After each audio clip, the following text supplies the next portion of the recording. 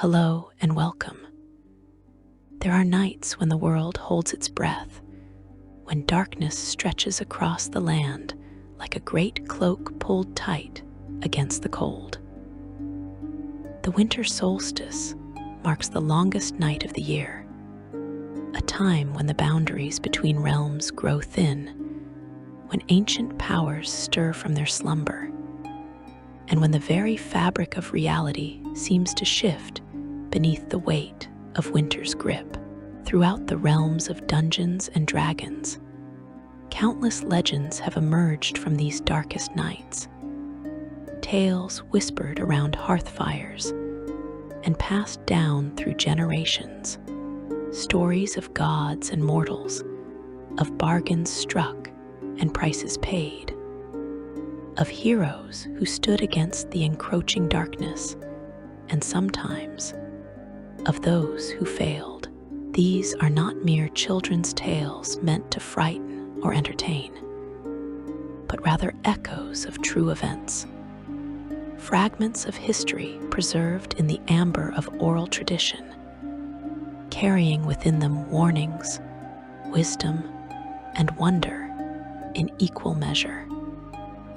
The winter solstice has always held a special significance across the countless worlds of the multiverse. It represents a turning point, the moment when the sun reaches its weakest point before slowly, almost imperceptibly, beginning its journey back towards strength. This astronomical event takes on profound meaning in worlds where gods walk among mortals, where magic flows through every living thing, and where the natural order can be disrupted by forces, both divine and profane. In Faerûn, the winter solstice is known by many names.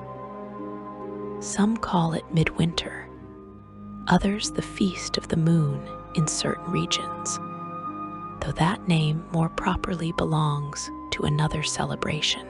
The Druids of the Moonshee Isles call it the Night of Longest Shadow, while in the frozen wastes of Icewind Dale, it is simply known as the Deep Dark, a name that carries more weight than poetry, spoken with the grim acknowledgement of those who understand that in the far north, the darkness of winter is not metaphorical, but brutally, lethally real. In the lands touched by the Frost Maiden's cold hand, the winter solstice carries an even darker significance. Auril, the cruel goddess of winter, walks the mortal world most freely during this time. Her power waxes as the sun wanes, and those who dwell in the frozen north know to bar their doors, light their fires high, and pray that they have stored enough provisions to last until the dawn. But there are some who, in their desperation, have sought audience with the Frost Maiden herself. They have climbed the icy peaks where her shrines stand wreathed in eternal blizzards, or ventured into the frozen forests where her sacred groves lie buried beneath centuries of snow. These desperate souls come bearing offerings, seeking blessings or bargains, hoping that the goddess might show them mercy.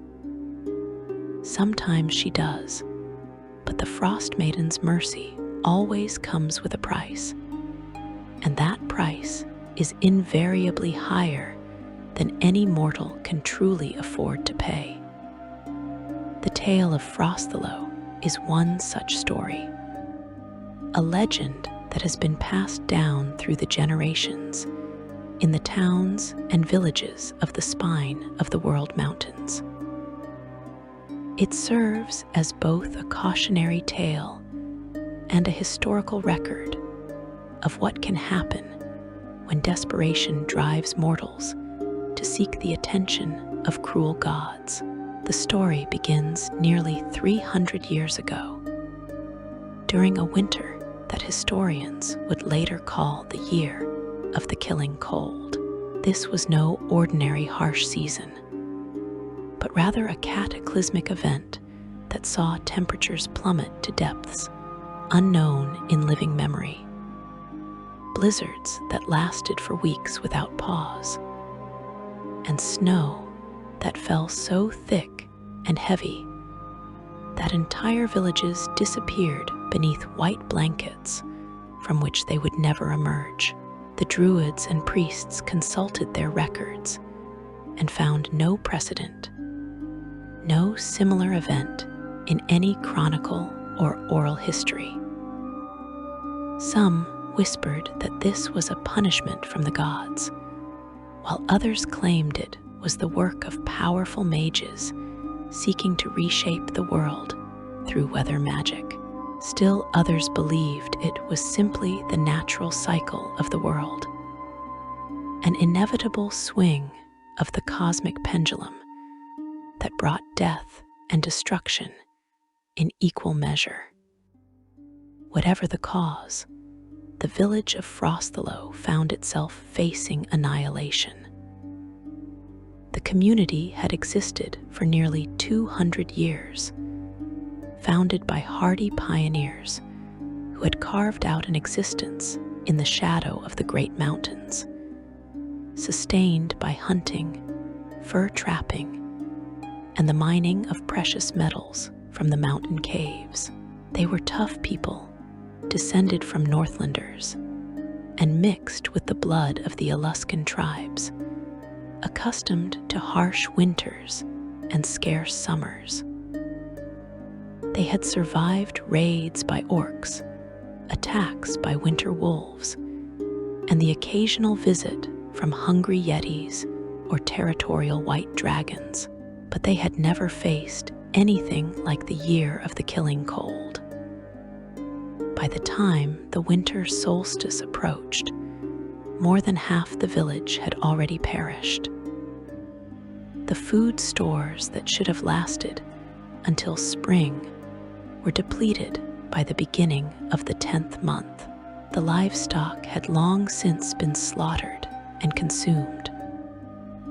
The hunters who ventured out in search of game returned empty-handed if they returned at all. More often, they were found days later, frozen solid where they had fallen, their bodies preserved in perfect, terrible detail by the supernatural cold. The village elder, a woman named Issa Winterborn, called a council meeting in the great hall on the night before the winter solstice. Fewer than 100 souls gathered in that drafty space, huddled together for warmth around a fire that seemed unable to drive back the cold, no matter how much wood was fed to its hungry flames. Issa was a woman of 60 winters, but she looked far older, her face carved into deep lines by worry and exposure, her hands gnarled from decades of hard labor. She had been born in Frosthlow and had never traveled more than 20 miles from its borders. She knew every family, every child, every story of triumph and tragedy that had unfolded within the village's wooden walls. And now she stood before her people and told them what they already knew in their hearts, but had been unwilling to speak aloud. They were going to die. All of them. If the cold did not take them, starvation would. There was no food left, and no prospect of obtaining more before spring, which was still 4 months away. The silence that followed her pronouncement was broken only by the crackling of the fire and the howling of the wind outside. Then a voice spoke up from the back of the hall, young and uncertain, but carrying a note of desperate determination.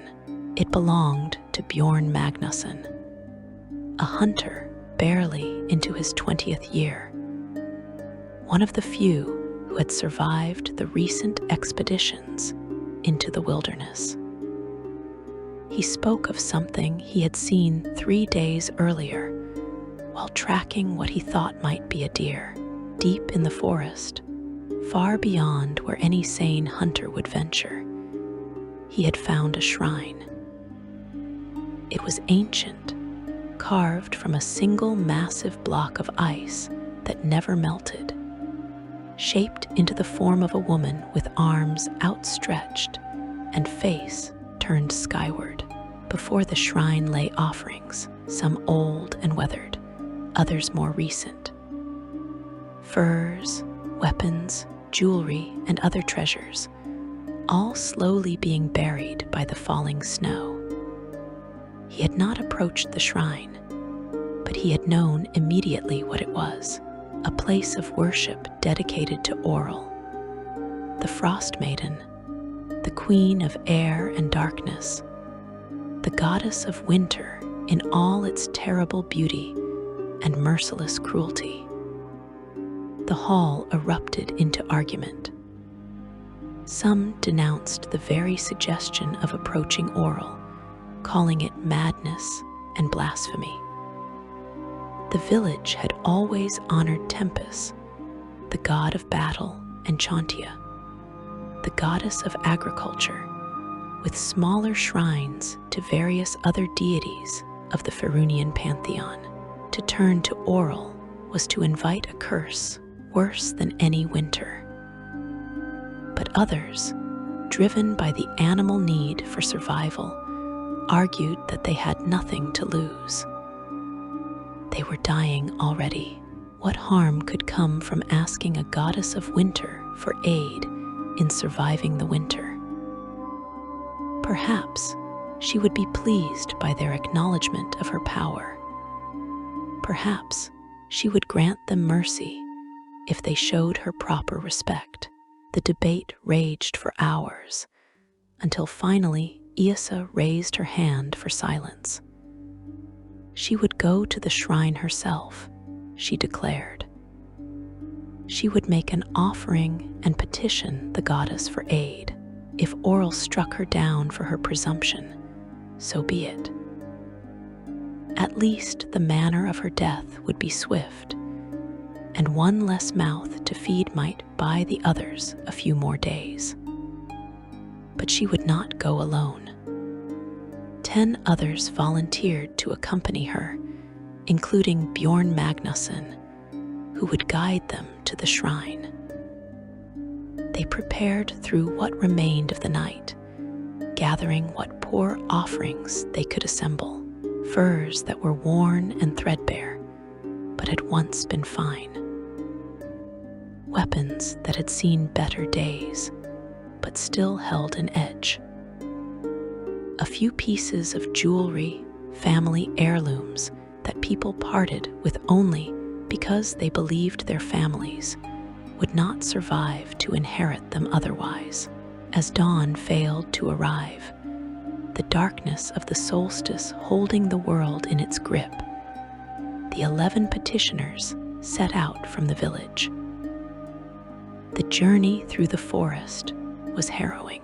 The cold was so intense it seemed to burn the lungs with each breath, and the darkness was absolute save for the torches they carried, which guttered and sparked in the fierce wind.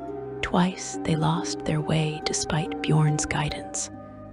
The familiar landmarks transformed by the massive snowfall into alien shapes. 3 times they heard the howling of wolves or worse things in the darkness, though nothing attacked them directly. After 6 hours of brutal travel, they arrived at the shrine. It rose before them like a frozen sentinel, the ice-carved figure of Auril gleaming with an inner light that seemed to pulse in rhythm with the wind. The goddess was depicted as she often appeared in the north, as a beautiful woman with skin as white as snow and hair that flowed like a blizzard. Her eyes empty sockets that somehow managed to convey both beauty and absolute inhumanity. Around the shrine, the snow had been cleared in a perfect circle 20 feet in diameter, though no human hand had done the clearing. The ground within that circle was bare stone, etched with runes and symbols that hurt the eye to look upon directly. Ancient marks of divine power that predated human settlement in these mountains by millennia. Issa approached the shrine slowly, her offering clutched in both hands, a beautiful silver cloak pin that had belonged to her grandmother, shaped like a snowflake with a tiny diamond at its center. She knelt before the shrine and spoke, her voice steady despite her fear.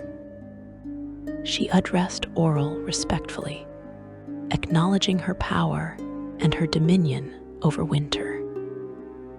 She explained the village's plight, not making excuses or complaints, but simply stating facts. They were dying. They needed help. If the goddess would grant them mercy, they would honor her forever after. They would build a proper shrine in the village, offer her regular worship, and teach their children to respect the power of winter. She placed the pin at the base of the ice sculpture and bowed her head, waiting. Nothing happened. The wind continued to howl, the darkness remained absolute, and the cold pressed in on all sides. The other petitioners added their offerings to Issa's, each speaking their own prayers or simply placing their gifts in silence. Still nothing. They waited for what felt like hours, but might have been only minutes, time becoming strange in that place. Finally, as they were preparing to leave, defeated, and knowing they would likely die on the journey back to the village, the wind stopped, completely, utterly. The sudden silence was more terrifying than any sound, a void into which the world seemed to collapse. The torches went out, all of them simultaneously, plunging the forest into absolute darkness save for the glow emanating from the shrine itself, which grew brighter and brighter until it was painful to look at directly. A figure materialized before the shrine, and though none of the petitioners had ever seen a god manifest before, they knew instantly what they beheld. Auril stood before them, not in her ice sculpture form, but in terrible, divine flesh. She appeared as a woman of impossible beauty and terrible cold. Her skin actually formed from living ice, her hair a cascade of frost that moved and swirled despite the absence of wind. Her eyes were the blue-white of glacial ice, and when she turned her gaze upon the kneeling mortals, several of them cried out in pain, for it felt like frozen needles driving into their souls. She spoke, and her voice was the cracking of ice on a frozen lake, the whisper of snow sliding off a roof before an avalanche, the groan of ancient glaciers grinding their way down mountain slopes. She told them she was amused by their petition. So few mortals had the courage to approach her directly, most preferring to cower in their homes and curse her name while pretending to ignore her existence. She acknowledged their offerings, calling them paltry, but sufficient to purchase a moment of her attention. She asked them what they truly wanted, and Issa, finding her voice despite her terror, repeated her plea. Save the village, let them survive the winter. They would honor her forever after. Auril laughed, and the sound was like breaking glass, beautiful and terrible. She could save their village, she said. She could ensure they never suffered from cold or hunger again. She could grant them the survival they sought. But she would not do so for the trinkets they had laid before her shrine. She required a different kind of offering, one that would bind them to her eternally. She required a bargain, sealed in the old way, written in divine contract and mortal promise. The terms she offered were these. She would ensure that Frosthellow never wanted for food throughout the winter, that the cold would never take another life within the village boundaries, that they would survive not just this winter, but all winters to come. In exchange, the village would become hers. They would dismantle their shrines to other gods and worship only her. Every winter solstice, from this night forward unto eternity, they would hold a festival in her honor, and on that night, the darkest night of the year, one villager chosen by lot would walk into the winter night and never return, given as an offering to the Frost Maiden. One life per year, in exchange for the survival of all the others. It was a terrible bargain, a horrific price, but measured against certain death for everyone, it seemed almost merciful. Issa looked back at the others, saw the fear and desperation in their eyes, and knew they would support whatever decision she made. She turned back to the goddess and agreed to the terms. Auril smiled, and it was perhaps the most frightening thing the petitioners witnessed that night, for there was no warmth in it, no kindness, only satisfaction at having secured mortal worship and regular sacrifice. She extended one hand, and from her palm flowed a stream of blue-white light that wrapped itself around Issa's throat like a collar. The elder woman gasped, but did not cry out as the light burned itself into her skin, leaving behind a mark that looked like a snowflake composed of tiny runes. Similar marks appeared on the throats of all 11 petitioners, the divine contract binding not just them, but all who dwelt in Frosthellow. The goddess spoke once more, reminding them that the bargain could not be broken. Any attempt to flee the village permanently would result in death by freezing. Any attempt to refuse the annual sacrifice would result in the bargain being voided, and punishment being meted out to the entire village. She would hold them to their word, as she was bound to hold to hers. Then she was gone, vanishing like mist, and the wind returned, and the torches rekindled themselves spontaneously. The petitioners found themselves alone in the forest once more, but everything had changed. The journey back to the village took half the time of the journey out, and they did not feel the cold as acutely, though it remained as intense as before. When they arrived at the village and explained what had transpired, there was no celebration, only grim acceptance. But that very night, strange things began to happen. The hunters who ventured out at dawn more out of habit than hope, returned within hours with more game than they had seen in months. Deer and elk that seemed to walk directly into their arrows, winter hares that sat still and waited to be taken. The village's food stores, which had been completely depleted, were somehow replenished. Smoked meat appeared in the smokehouse, preserved vegetables in the root cellar, grain in the storage bins. The villagers never learned where it came from, whether Auril created it from nothing or simply transported it from elsewhere, perhaps from other villages that had not made such bargains and would now starve in Frosthelo's stead.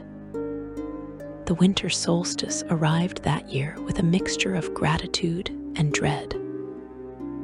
The villagers had survived, thrived even, their bellies full and their homes warm.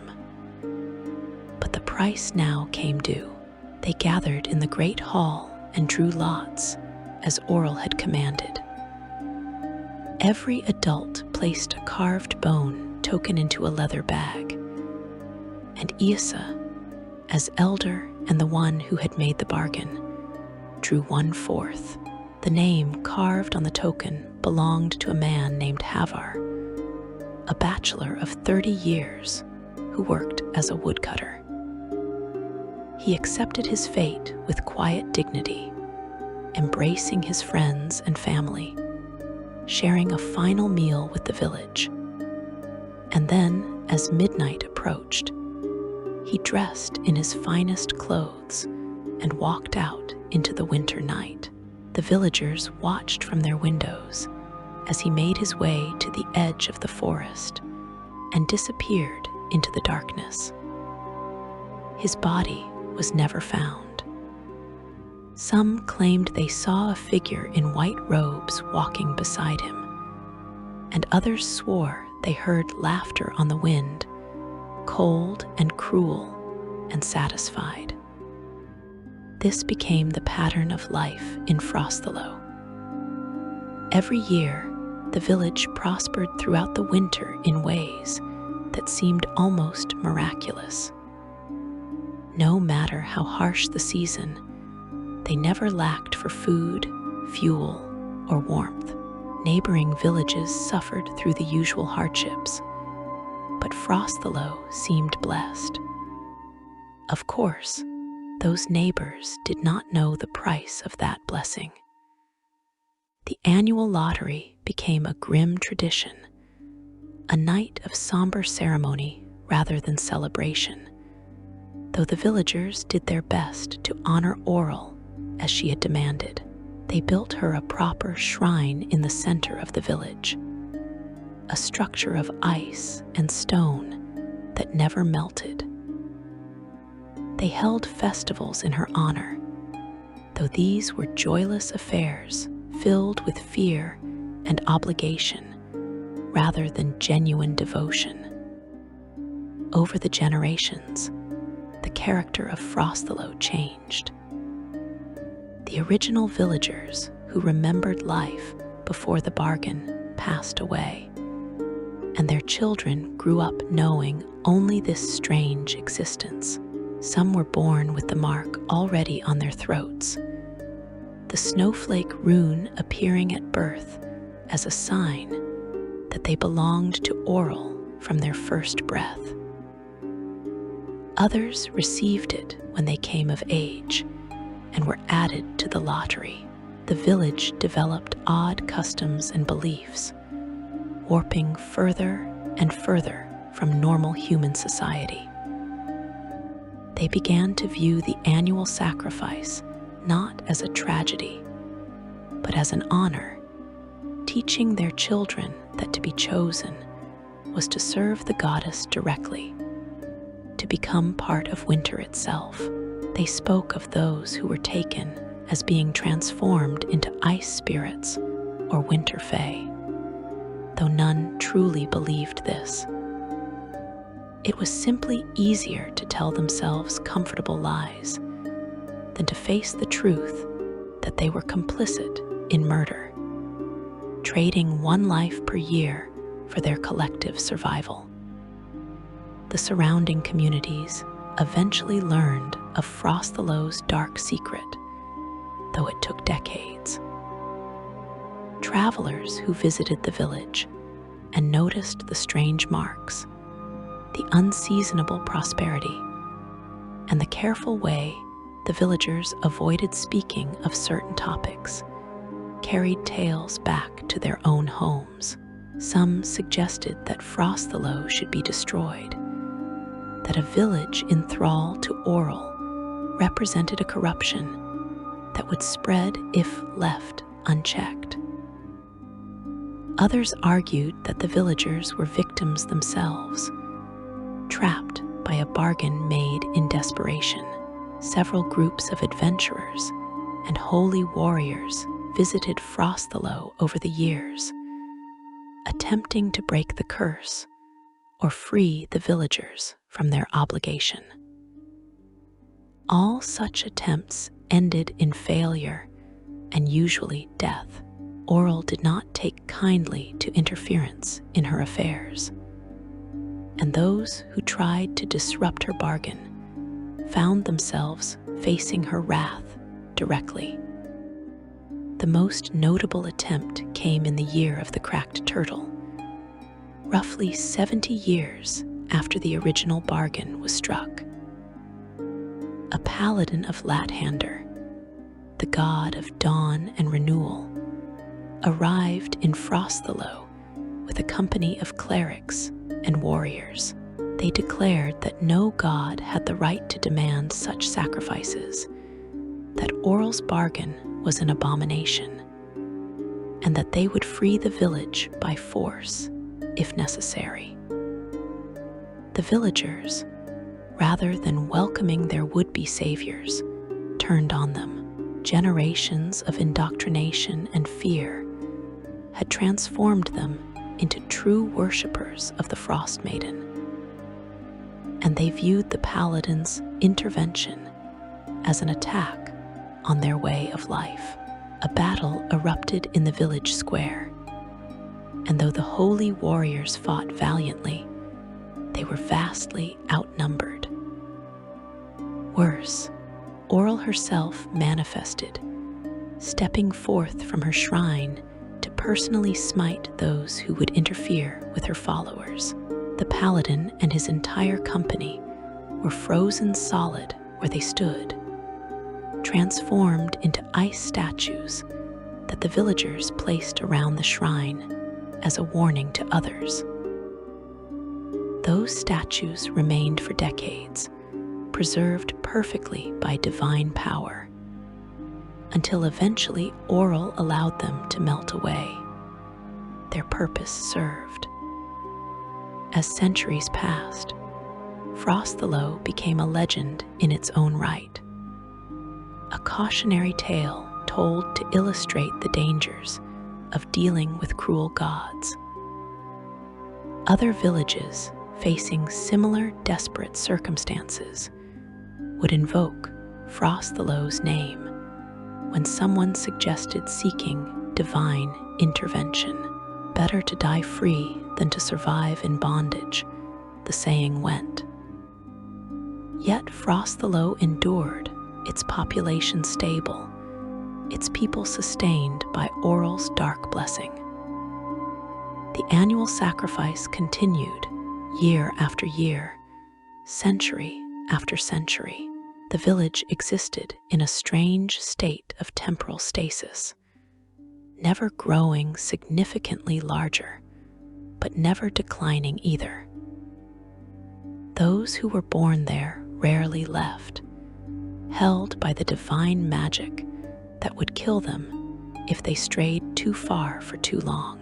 Occasionally, outsiders would marry into the village, and they would receive the mark themselves, bound by their choice to join the community. The current state of Frosthelow remains much as it has been for 300 years. The village still stands in the shadow of the spine of the world, still prosperous by northern standards, still maintaining its dark tradition every winter solstice. As the longest night descends upon the frozen north, the villagers gather for their grim lottery. They draw their lots, and one among them walks into the winter night, given over to the goddess who saved them so long ago. The village survives, but at what cost?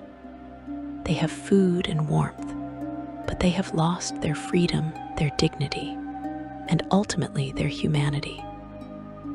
They have become tools of a cruel goddess, sustained by her power, but trapped by her demands, living in an eternal winter, not just of snow and ice, but of the soul. The tale of Frosthelo serves as a powerful reminder that desperate bargains made with dark powers never truly favor the mortal party. That survival purchased at such a price is hardly worth having, and that the gods, for all their power, are not always worthy of worship, let alone devotion. Lore number 2, the frozen throne of the Winter King. In the ancient histories of Faerûn, there exist tales of kings and queens whose ambition drove them to seek powers beyond mortal comprehension. Rulers who believed themselves worthy of standing alongside the gods themselves. Among these cautionary legends, few are as chilling or as tragic as the story of King Arvindor the Eternal, the monarch who would become known throughout the ages as the Winter King. His tale is woven through with themes of pride, desperation, and the terrible price of immortality. A story that begins in prosperity and ends in horror, transforming an entire kingdom into a frozen monument to one man's hubris.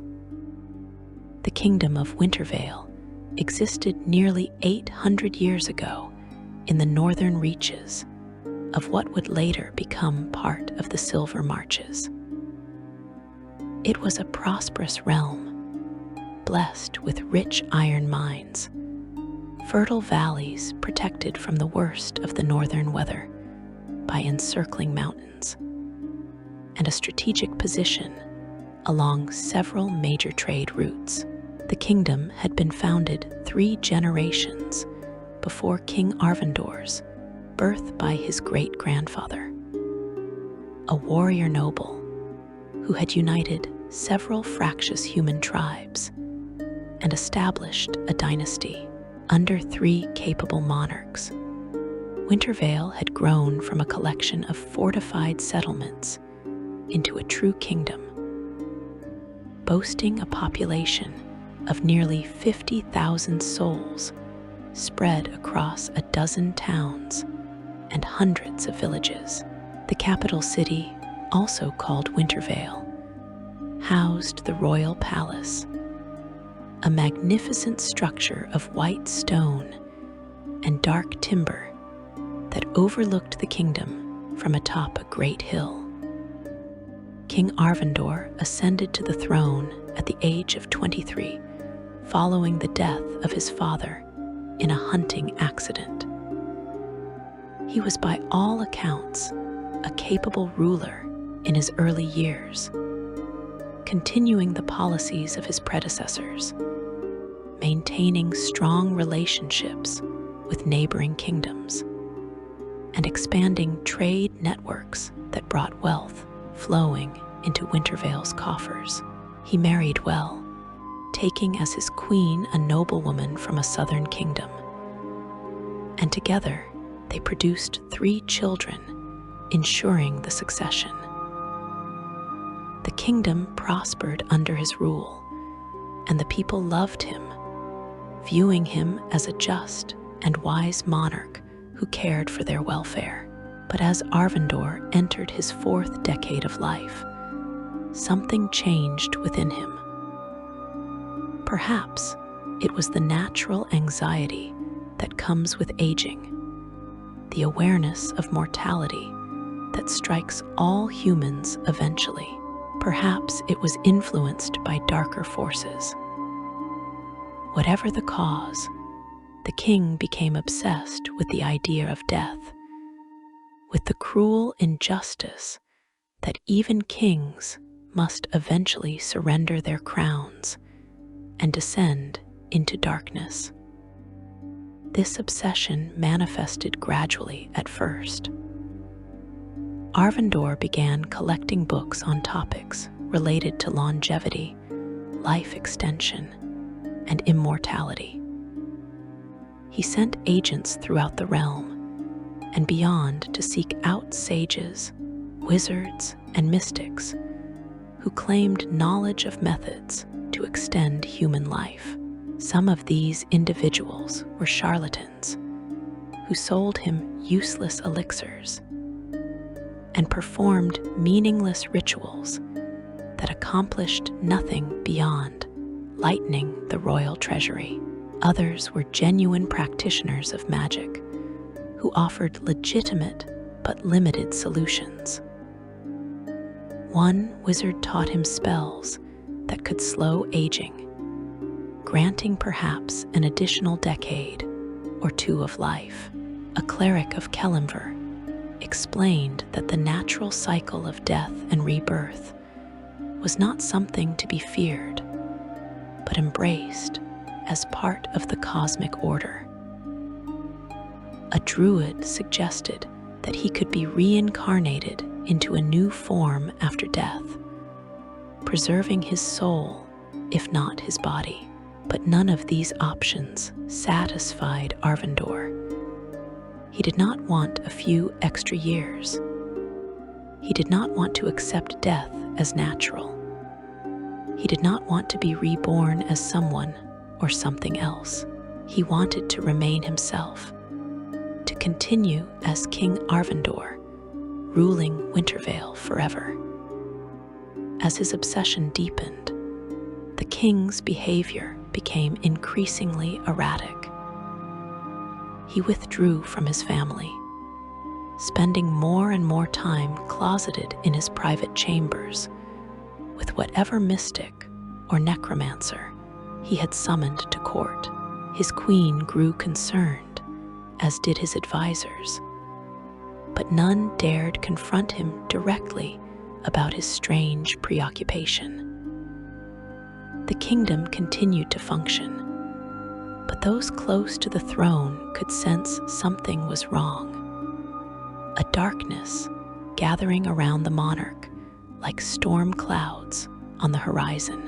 Then, in the 37th year of his life and the 14th year of his reign, Arvindor made contact with an entity that would provide the answer he sought, though not in the form he imagined.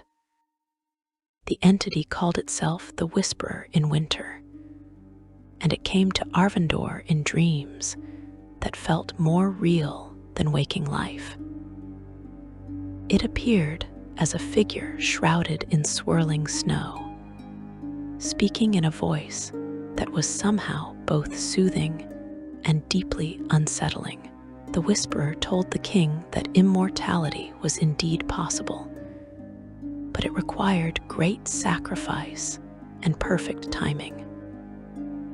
There existed, the entity explained, a ritual that could transform a mortal into an undying being, freezing them at their current age and granting them power beyond imagination. This ritual could only be performed on the winter solstice, when the barriers between life and death grew thin, and it required specific components and conditions. The Whisperer provided detailed instructions, speaking night after night in Arvindor's dreams, ensuring the king memorized every word, every gesture, every ingredient necessary for the transformation. What Arvindor did not know, or perhaps chose not to acknowledge, was that the Whisperer in winter was no benevolent guide, but rather a servant of darker powers, possibly an agent of Auril herself, or perhaps a devil seeking to corrupt a mortal soul. The ritual the entity described would indeed grant a form of immortality, but not the glorious, vital, eternal life the king imagined. Instead, it would transform him into something undead, a creature sustained by negative energy rather than the spark of true life, but blinded by his obsession. Arvindor accepted the Whisperer's teachings without question and began preparing for the ritual with single-minded determination. The components required were both expensive and disturbing. The heart of a winter wolf taken while the beast still lived. The frozen tears of a maiden who had died of cold. 7 pounds of silver mined from veins that had never seen sunlight. The skull of a frost giant inscribed with specific runes. A crown forged from the ice of a glacier at least 1,000 years old, shaped through magic into a circlet that would never melt. And finally, most horrifically, the willing sacrifice of 7 individuals who loved the king truly and without reservation. This last requirement should have given Arvindor pause, should have made him question the nature of what he was attempting, but his obsession had grown into full madness by this point, and he justified it to himself by reasoning that 7 lives were a small price to pay for the eternal benefit of having an immortal king to guide Wintervale through the centuries ahead. Over the course of the next year, Arvindor gathered the necessary components through various means, some legal and others decidedly not. He sent hunters to track down and capture a winter wolf, which they did after losing 3 men to the beast's pack.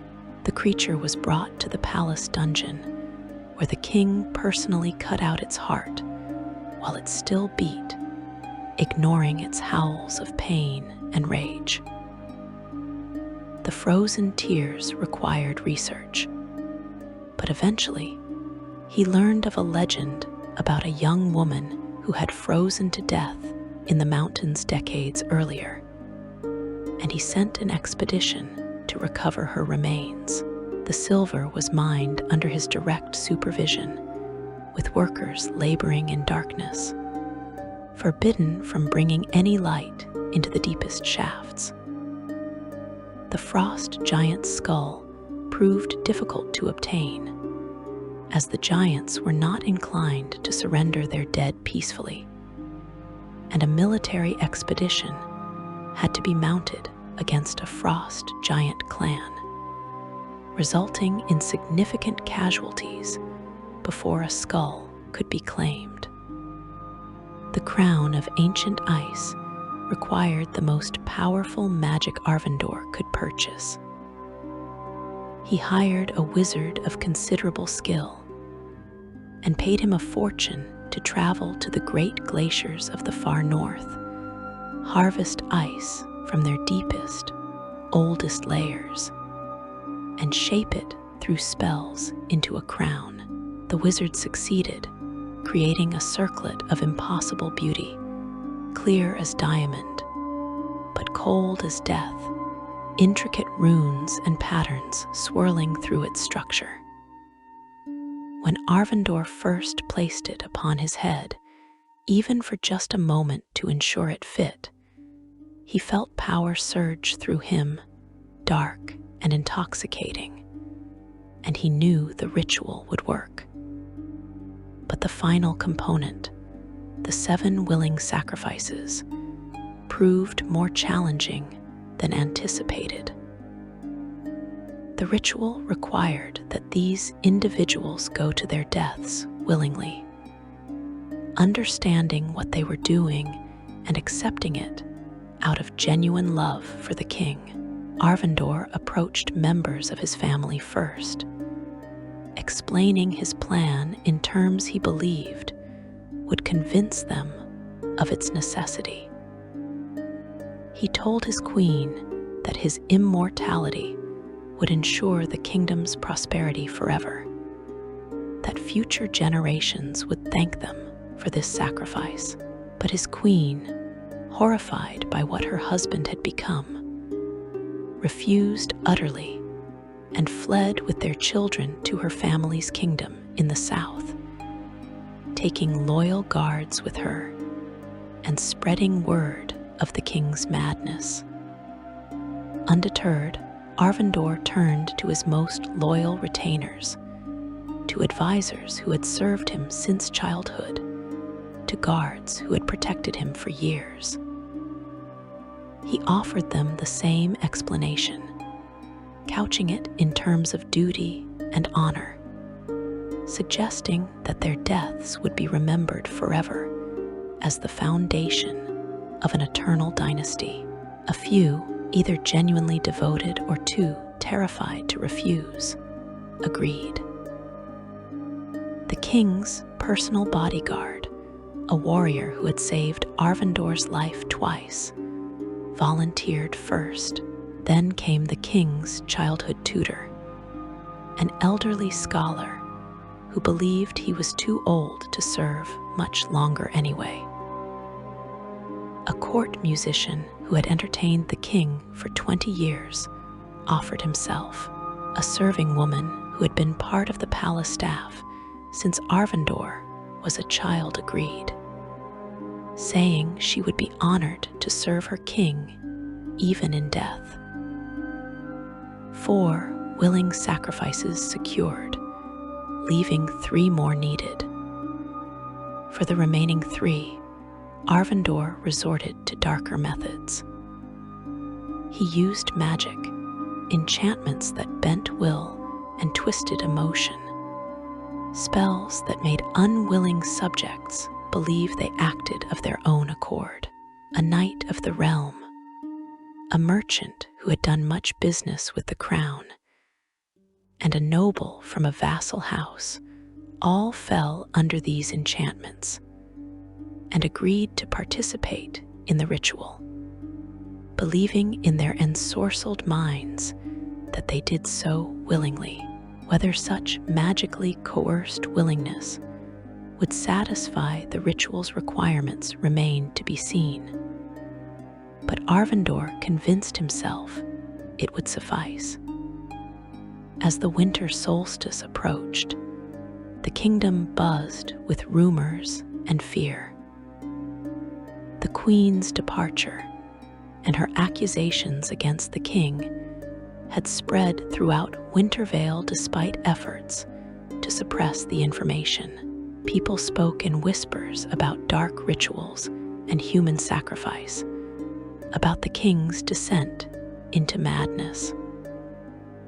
Some nobles began considering rebellion, while others simply prepared to flee if things grew worse.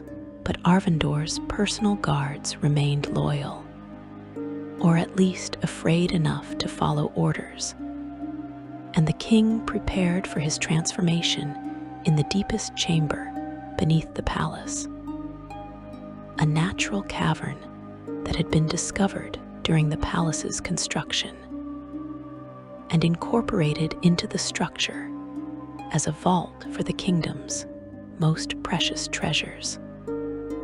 On the night of the winter solstice, as darkness fell across Wintervale, King Arvindor descended into the depths with his 7 sacrifices. The cavern had been prepared according to the Whisperer's instructions, carved with intricate runes, arranged arranged with specific components. The floor inscribed with a massive circle of power that glowed with sickly blue light. The 7 sacrifices were positioned around the circle, each standing at a specific point, marked with symbols of binding and death. At the center stood a throne carved from a single massive piece of black ice, and upon a pedestal beside it rested the crown of ancient glacier ice, waiting to be claimed. Arvindor began the ritual as midnight approached, chanting in languages he had learned phonetically without understanding their meaning. Languages that predated human civilization in the north. As he spoke, the temperature in the cavern plummeted far beyond any natural cold. Frost formed on every surface, and the breath of all present became visible as clouds of mist. The 7 sacrifices began to scream as the magic took hold of them, draining their life force, pulling the warmth and vitality from their bodies. Those who had come willingly faced their end with courage, while those under enchantment struggled against their magical bindings, suddenly aware of what was truly happening. Their screams echoed through the cavern and up through the palace above, heard by guards and servants who shuddered at the sounds, but dared not investigate. As the sacrifices died, their life energy flowed through the ritual circle and into Arvindor himself. But rather than granting him the vital immortality he desired, the magic transformed him into something else entirely. His skin turned white as snow, then translucent like ice, his blood freezing in his veins. His heart ceased to beat, but he did not die. Instead, he continued to exist, suspended between life and death, transformed into a creature of undeath powered by negative energy and winter's essence. He felt his mortality slip away, felt the warmth of life replaced by endless cold, felt his human emotions dulling and fading, replaced by something alien and terrible. The king reached for the crown and placed it upon his head, and the transformation completed. Power surged through his undead form, terrible and immense. The power of eternal winter, of death and ice. He sat upon the throne of black ice and laughed, a sound like cracking glaciers, believing he had achieved his goal. He was immortal. He would rule forever. But even as he reveled in his victory, the magic continued to spread beyond his control. The ritual had been designed not just to transform the king, but to anchor his immortality to his kingdom, binding Wintervale itself to his undying existence. The cold spread upward from the cavern, flowing through the palace like invisible water. Guards and servants who stood too close to the entrance to the depths froze where they stood, transformed instantly into ice statues. The cold spread through the halls, up the stairs, into every room. Those who could fled in terror, but many were caught by the supernatural freeze. The palace became a tomb of ice within hours, hundreds dead, their bodies preserved in perfect crystalline detail. But the cold did not stop at the palace walls.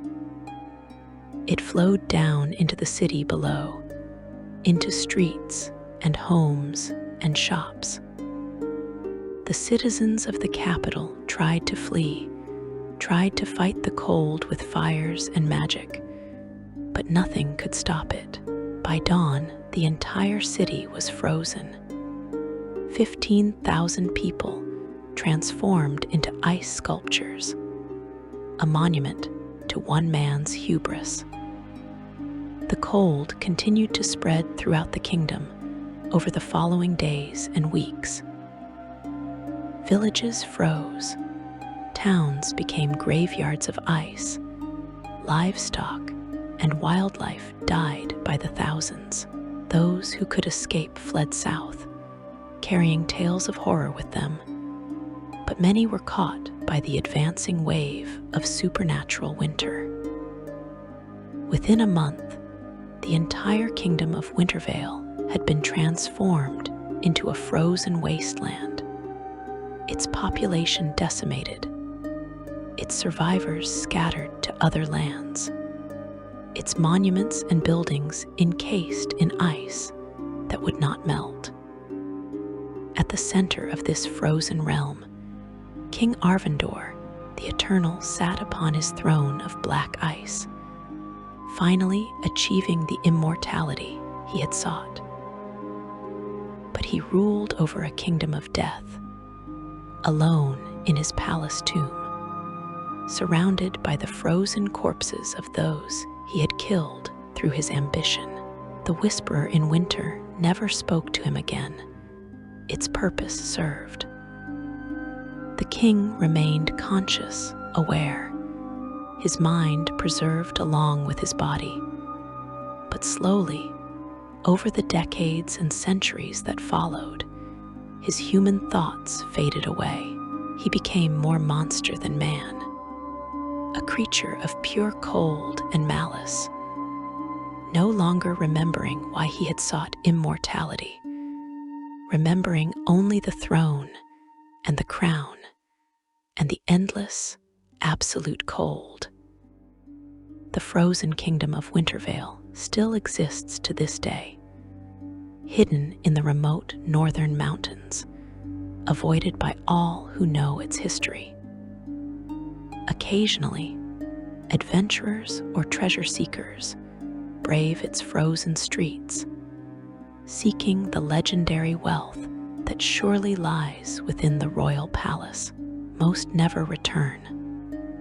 Those who do bring tales of a kingdom preserved in perfect detail, buildings and bodies alike encased in ice, so clear you can see every detail, and they speak in hushed, terrified tones of the throne room deep beneath the palace, where a figure still sits upon a throne of black ice, wearing a crown that glitters like captured starlight, his eyes still open, still aware, still wading through the endless winter of his existence. Some say he sleeps, others that he guards his realm jealously and will awaken if intruders penetrate too deeply into his domain. And there are whispers, never confirmed but persistent nonetheless, that on the winter solstice each year, the Winter King rises from his throne and walks the frozen streets of his dead kingdom, surveying the realm he destroyed in his quest for eternal life. A grim reminder that some prices are too high to pay, and some victories are indistinguishable from utter defeat. Lore number 3, the Festival of Lights and the Shadowfell Portal. Among the many traditions observed across Faerûn during the winter solstice, few are as widely practiced or as essential to survival as the Festival of Lights. What many celebrants do not realize is that this beloved tradition, now observed in hundreds of communities as a joyful celebration of hope and community, originated from a far darker necessity. The true history of the Festival of Lights is preserved in the chronicles of a town called Eventide, located in the western reaches of the Dalelands, where the boundary between the material plane and the Shadowfell grows dangerously thin each year when the longest night descends upon the world. Eventide was founded approximately 500 years ago by settlers seeking to establish a community along the trade routes connecting the Dalelands to the regions further west. The location chosen seemed ideal at first glance. A natural valley provided shelter from harsh winds. A clear river supplied fresh water year-round, and the surrounding forests offered abundant timber and game. The soil proved fertile enough for farming, and within a generation, Eventide had grown from a handful of pioneering families into a thriving town of several thousand inhabitants. The people prospered through trade, agriculture, and craftsmanship, earning a reputation for the quality of their textiles and the skill of their blacksmiths. But the founders of Eventide did not know the dark history of the land they had chosen. The valley had a name in older times, spoken by the elves who had once dwelt in the region before retreating westward centuries earlier. They had called it Sorrowfall, the Valley of Mourning, and they had avoided it carefully, building their settlements well away from its boundaries. The reason for this avoidance had been forgotten over the long years, lost when the elves departed, and the humans who remained failed to pass down the old warnings. What the elves had known, and what the humans would learn through bitter experience, was that Sorrowfall had been the site of a terrible tragedy in ancient times. A massacre so complete and so horrific that it had permanently weakened the barrier between the material plane and the Shadowfell. The massacre had occurred during the wars between the elf kingdoms and the goblinoid hordes, conflicts that raged across the region for centuries during the ancient past. A community of wood elves, numbering perhaps 3,000 souls, had taken refuge in the valley, believing it defensible and remote enough to escape the attention of the orc armies sweeping through the land. They were wrong. A force of orcs, ogres, and darker creatures discovered the refugee camp and attacked without warning or mercy. The battle, if it could be called that, lasted only a few hours. The elves, mostly civilians with only a small number of warriors among them, were slaughtered to the last child. The bodies were left where they fell, the orcs moving on to seek more plunder elsewhere. And in the days that followed, carrion birds and scavengers feasted on the dead. Such tragedies occurred many times during those brutal wars. But what made Sorrowfall different was the conjunction of terrible events. The massacre had taken place on the winter solstice, at the exact moment of midnight, when the barriers between planes are naturally at their weakest. The sheer number of deaths occurring simultaneously, combined with the terror and anguish of the victims, combined with the precise timing and location, created a permanent wound in the fabric of reality. A portal formed, invisible to normal sight, but very real, connecting the valley to the Shadowfell. The portal was not stable or large, not initially. It appeared only on the winter solstice, manifesting for a few hours around midnight, and it allowed only limited passage, but it was enough to make the valley a place of darkness and death, shunned by all who knew its nature. For centuries, Shadowfell remained empty. Travelers who passed through the valley during the winter reported strange sensations, feelings of being watched, whispers in languages they could not identify, and shadows that moved independently of any light source.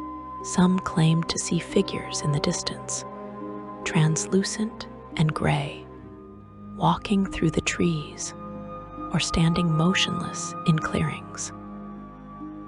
The few who spent the night of the winter solstice in the valley, whether by accident or foolish bravery, rarely survived. Those who did emerge told tales of creatures emerging from nowhere, beings of living shadow that drained warmth and life with their touch, of the dead rising from the earth, and of a cold that had nothing to do with winter weather, but rather seemed to emanate from the very ground itself. When the human settlers arrived 500 years ago, they knew nothing of this history. They established eventide during the spring and experienced no unusual phenomena. The first year passed peacefully, then the second. The town grew and prospered. But then came the third winter, and with it the third winter solstice since the town's founding. The people of Eventide had planned a modest celebration, a feast to mark the turning of the year, and to strengthen community bonds during the long, dark season. They gathered in the town square as evening fell, sharing food and drink, telling stories and singing songs. Fires were lit for warmth and light, as was customary. But these were simply practical measures rather than ritual precautions. As midnight approached, the temperature began to drop precipitously. Within minutes, it fell from merely cold to brutally frigid, breath turning to ice crystals in the air, water freezing solid in buckets and barrels. The fires in the square guttered and dimmed, their light seeming to weaken despite the steady supply of fuel.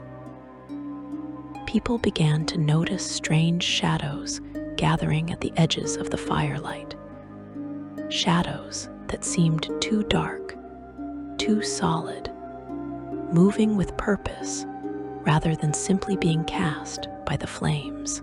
Then the screaming began. A woman on the outskirts of the gathered crowd shrieked in terror as something touched her.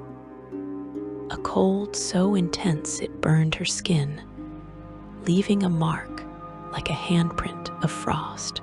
Others saw it then, a figure made of living darkness, roughly humanoid in shape, but lacking any real features, just an absence of light in the rough form of a person. More shadows emerged from the darkness beyond the fires, advancing slowly toward the gathered townspeople. Those touched by the shadow creatures fell screaming, their skin turning gray and lifeless, warmth and vitality drained from their bodies in seconds. Panic erupted as people tried to flee, but the shadows seemed to be everywhere, surrounding the square, cutting off escape routes. Dozens died in the first few minutes, their bodies collapsing like empty husks, aged decades in moments. The survivors clustered together in the center of the square, as close to the fires as they could get. And someone noticed that the shadow creatures would not cross the firelight. They could reach into it, their forms extending like grasping hands, but they would not fully enter the illuminated areas. The town's mayor, a former adventurer named Marcus Brightshield, who had retired to Eventide to live out his later years in peace, took command of the situation. He ordered everyone to gather more fuel for the fires, to light every torch and lantern available, to bring out oil and anything else that would burn. People rushed to comply, running to nearby buildings to grab supplies, always staying within sight of the fires, never venturing into the full darkness where the shadows waited. More fires were lit, expanding the circle of light, and slowly the shadow creatures retreated, driven back by the growing illumination.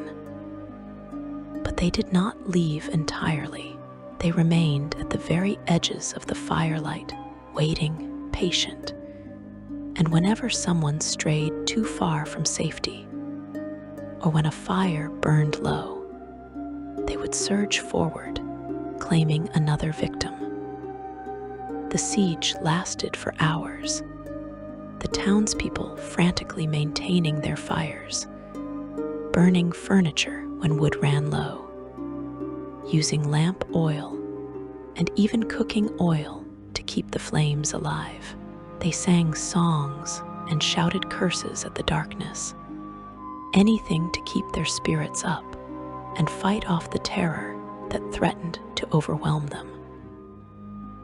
Marcus organized groups to carry the wounded and dead closer to the fire's centers, recognizing that even the bodies needed protection, for he had seen shadows attempting to enter the corpses, to animate them and turn them against the living.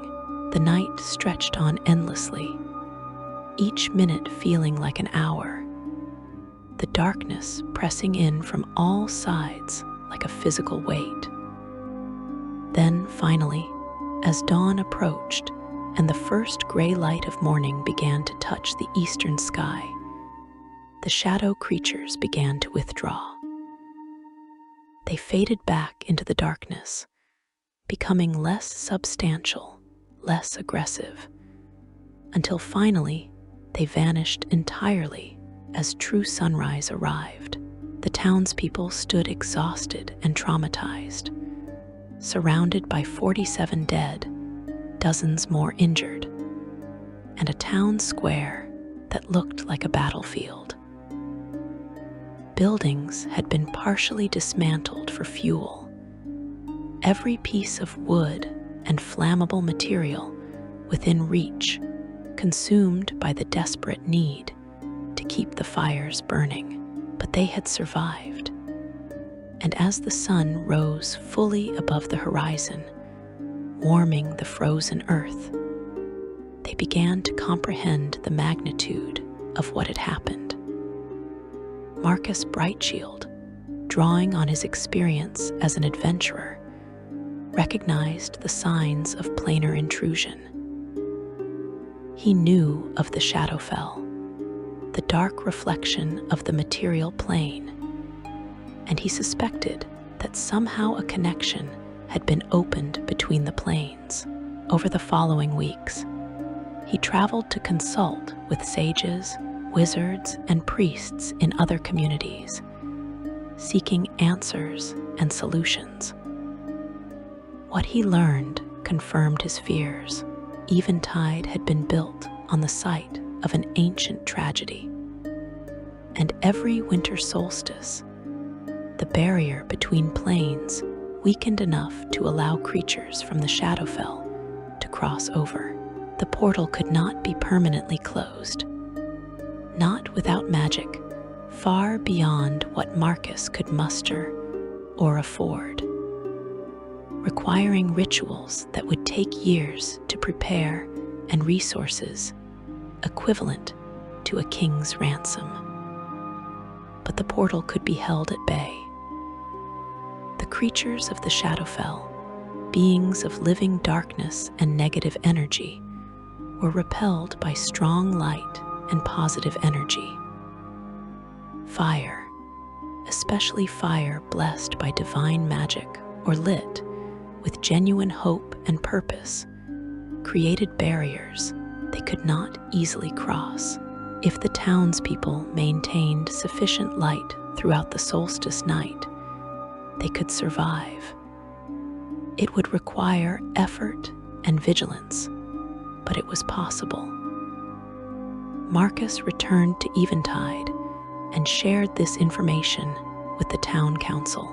They faced a choice: abandon their homes and flee to other lands, or stay and fight, committing themselves and their descendants to an annual vigil against the darkness. The people of Eventide chose to stay. This was their home, built with their own hands, watered with their sweat and blood. They would not surrender it to shadows and monsters, but they would need to adapt, to create traditions and preparations that would ensure future generations could survive the annual threat. Thus was born the Festival of Lights, not as a celebration, but as a carefully planned defense against planar incursion. The townspeople began preparing for the next winter solstice immediately. Even though it was nearly a year away, they stockpiled wood and oil, created contingency plans for fire placement and maintenance, and trained volunteers in fire-keeping duties. When the next winter solstice arrived, Eventide was ready. They began lighting fires 3 days before the solstice itself, creating a perimeter of light around the entire town. Every home had multiple lanterns burning in windows. Every street corner boasted a bonfire, and the town square featured a massive pyre that stood 3 times the height of a man. They had consulted with priests of Lathander, god of dawn and renewal, who blessed the fires with divine magic, strengthening their protective properties. When midnight arrived and the shadows came, they found a town ablaze with light, so bright that even from a distance it looked like a beacon in the darkness. The shadow creatures probed the perimeter, seeking weaknesses, but the defenses held. A few shadows managed to slip through gaps in the coverage, claiming 3 victims before they could be driven back. But compared to the previous year's massacre, it was a tremendous victory. Year by year, Eventide refined its Festival of Lights. They learned that certain arrangements of fires were more effective than others, that colors and intensity mattered, that music and noise helped drive the shadows back. They incorporated religious elements, with priests leading prayers and hymns throughout the night, channeling divine energy to strengthen the barriers. They established the tradition of the Vigil Keepers, volunteers who swore oaths to maintain the fires no matter what, who trained throughout the year in fire management and combat against shadow creatures. Children grew up learning the songs and rituals of the festival, understanding from their earliest years that this was not mere tradition, but survival. The Festival of Lights evolved from desperate defense into something more meaningful. The people of Eventide realized that the annual preparation and the night-long vigil brought them together in ways that normal life did not.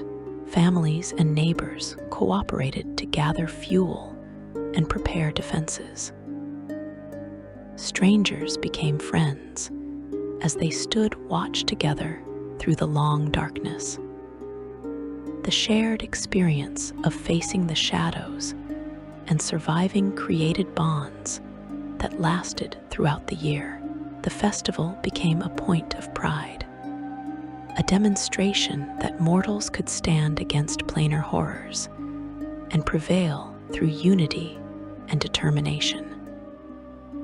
Songs were written about the Festival of Lights, tales were told, and gradually word spread to other communities. Other towns and villages, hearing of Eventide's tradition, began adopting their own versions of the Festival of Lights. Most of these communities faced no actual threat from the Shadowfell, but they recognized the symbolic and social value of the celebration. The winter solstice was the darkest night of the year everywhere, a time when fear and despair came easily, when the cold and darkness pressed close and hope seemed fragile. A festival dedicated to creating light, to standing together against the darkness, resonated deeply with people throughout the Dalelands and beyond. Within a few generations, the Festival of Lights had spread across much of Faerûn, celebrated in hundreds of communities, each adding their own local customs and traditions. Most celebrants today have no idea that the festival began as a literal defense against creatures from the Shadowfell. For them, it is simply a joyful winter tradition, a time to light candles and lanterns, to gather with loved ones, to sing songs and share warmth and light during the darkest season. But in Eventide, the truth is still known and the vigil is still maintained. Every winter solstice, the people of that town light their fires and stand watch through the night, knowing that the shadows will come, that the portal will open, and that only their vigilance and their light will keep the darkness at bay.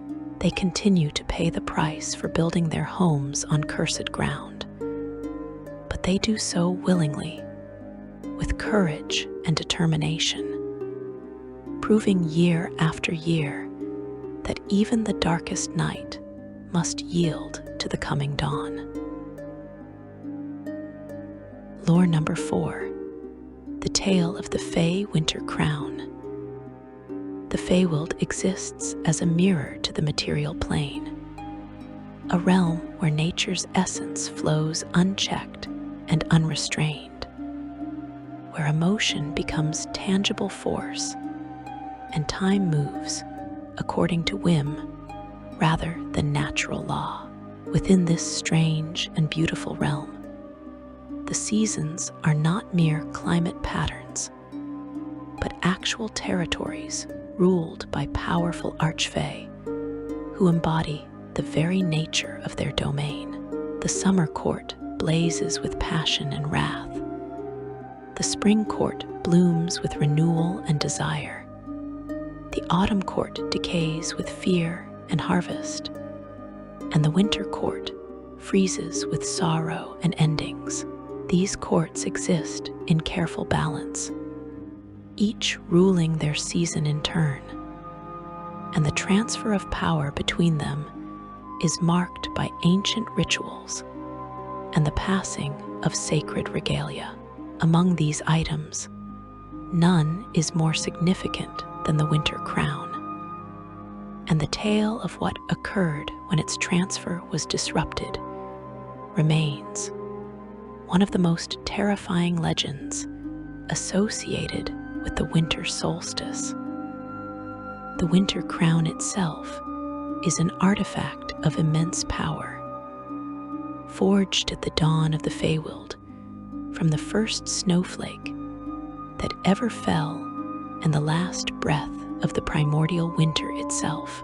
It appears as a circlet of perfect ice crystals, each one unique and impossibly intricate, woven together with threads of frozen starlight.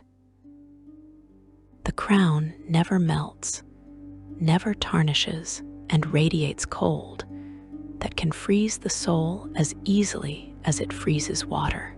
Whoever wears the winter crown commands the essence of winter itself, able to summon blizzards with a thought, freeze entire landscapes with a gesture, and embody the beautiful, terrible nature of the coldest season. The crown does not grant this power so much as channel it, for winter exists independently of any ruler. But the archfey who wears the crown becomes winter's voice and will, its avatar in the Feywild and beyond. For uncounted millennia, the winter crown has passed between the rulers of the seasonal courts according to ancient protocol established when the Feywild first divided into its various domains. As autumn reaches its end and winter begins, the ruler of the autumn court meets with the ruler of the winter court at a place called the Twilight Gate, a location that exists simultaneously in all seasons, where the boundaries between the courts grow thin enough to allow safe passage. This meeting occurs precisely at the moment of the winter solstice in the material plane. For though time moves strangely in the Feywild, it remains tied to the mortal world in certain fundamental ways. The solstice marks the official transfer of power, the moment when autumn truly ends and winter truly begins. And it is then that the crown must change hands. The ritual of transfer is both simple and profound. The autumn ruler removes the crown from their own head, where they have worn it since the autumn equinox, and places it upon the head of the winter ruler, speaking ancient words that acknowledge the turning of seasons and the eternal cycle of nature. In return, the winter ruler presents the autumn ruler with a different crown, one appropriate to the ending season, completing the exchange. This ceremony has been performed countless times throughout the ages, always proceeding smoothly, always honoring the ancient compact that maintains seasonal balance. But approximately 200 years ago, the transfer was disrupted, and the consequences rippled across both the Feywild and the material plane in ways that are still felt today. The disruption began with ambition and jealousy, emotions that burn hot even in the hearts of those who rule the coldest season. The Queen of Air and Darkness, the supreme ruler of the winter court, known in whispers as Mab, had held her position for thousands of years, her power absolute within her frozen domain. But every court has its challengers, lesser archfey who hunger for greater power, who believe they could rule more effectively, or simply desire the glory and authority that comes with leadership. Among these was a winter fey called Isolde the Cruel, a being of immense power and even greater ambition, who had served as one of Mab's chief lieutenants for centuries, while secretly plotting to overthrow her. Isolde knew she could not challenge Mab directly. The Queen of Air and Darkness had defeated countless rivals over her long reign, and her power was too great for any single opponent to overcome. But Isolde also knew that much of Mab's authority derived from the Winter Crown, that ancient artifact that channeled Winter's essence and granted its wearer command over the season itself. If she could claim the crown for herself, she would gain power sufficient to rival the queen, perhaps even to replace her. The problem was that the crown could not simply be stolen. It was bound to the rightful ruler of winter through ancient magic, and any attempt to take it by force would fail, the crown freezing solid any hand that grasped it without permission. But there was one moment of vulnerability, one brief window when the crown was not bound to anyone, when it hung suspended between rulers and could theoretically be claimed by anyone with sufficient speed and courage to seize it. That moment occurred during the transfer ceremony at the winter solstice, in the seconds between when the autumn ruler removed the crown and when the winter ruler received it. It was the briefest of opportunities, measured in heartbeats. But for a being like Isolde, who had planned and prepared for decades, it was enough. The year in question, measured by mortal reckoning as approximately 200 years before the present day, began like any other. Autumn progressed through the Feywild, leaves turning to gold and crimson. Harvest festivals celebrated in the courts and communities of the Fae. The ruler of autumn that year was an archfey called Ferox the Golden, a being who embodied the harvest season in all its plenty and slow decay. Ferox had ruled autumn for 3 years at that point, having claimed the position in the traditional manner through a contest of skill and strength. He was a capable leader, well liked by his court, and he looked forward to the winter solstice when he could surrender the burdens of autumn and rest through the winter months. As the solstice approached, both courts prepared for the transfer ceremony. Queen Mab assembled her retinue, selecting those winter fae who would accompany her to the Twilight Gate to witness the ritual. Among those chosen was Isolde, whose position as one of Mab's chief advisors guaranteed her a place at the ceremony. Isolde prepared herself carefully, gathering certain items and practicing specific spells, making ready for the moment she had anticipated for so long. She told no one of her plan, knowing that even among the often treacherous winter fae, what she intended would be viewed as the worst kind of betrayal. The day of the winter solstice arrived, and the 2 courts gathered at the Twilight Gate. This location appeared as a great archway carved from living wood that somehow retained leaves of all seasons simultaneously. Green spring buds, lush summer foliage, autumn gold, and winter bare branches, all present at once. The archway stood in a clearing where snow and fallen leaves covered the ground in equal measure, where the temperature somehow managed to be both warm and cold at the same time, and where the light held the quality of both sunset and moonrise. It was a place between, a location that honored the liminal nature of the seasonal transitions. The ceremony began, as it always had, with formal greetings between the 2 courts, acknowledgement of the turning year, and offerings made to the ancient spirits that governed the seasons.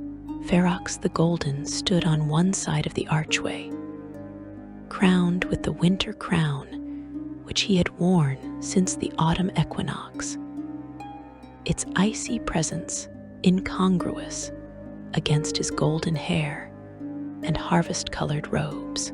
Queen Mab stood on the other side, regal and terrible in her beauty, her skin white as fresh snow, her hair flowing like a blizzard, her eyes holding the cold, clear blue of glacial ice. Around them gathered the Fae of both courts, witnesses to the ancient ritual. Ferox spoke the traditional words, acknowledging that autumn's time had ended and winter's time had come. He raised his hands to remove the winter crown, and this was the moment Isolde had been waiting for. As Ferox lifted the crown from his head, as it hung suspended in his hands for the brief second before he would place it upon Mab's head, Isolde struck. She had positioned herself carefully in the crowd, close enough to act, but not so close as to raise suspicion. She unleashed a spell she had spent years perfecting, a combination of temporal manipulation and spatial distortion that created a pocket of accelerated time around herself. To everyone else, she appeared to move with impossible speed, becoming a blur of motion. To her, the world slowed to near stillness, everyone frozen in place, giving her the time she needed to act. She rushed forward, pushing through the crowd, reaching for the crown that hung in Ferox's hands.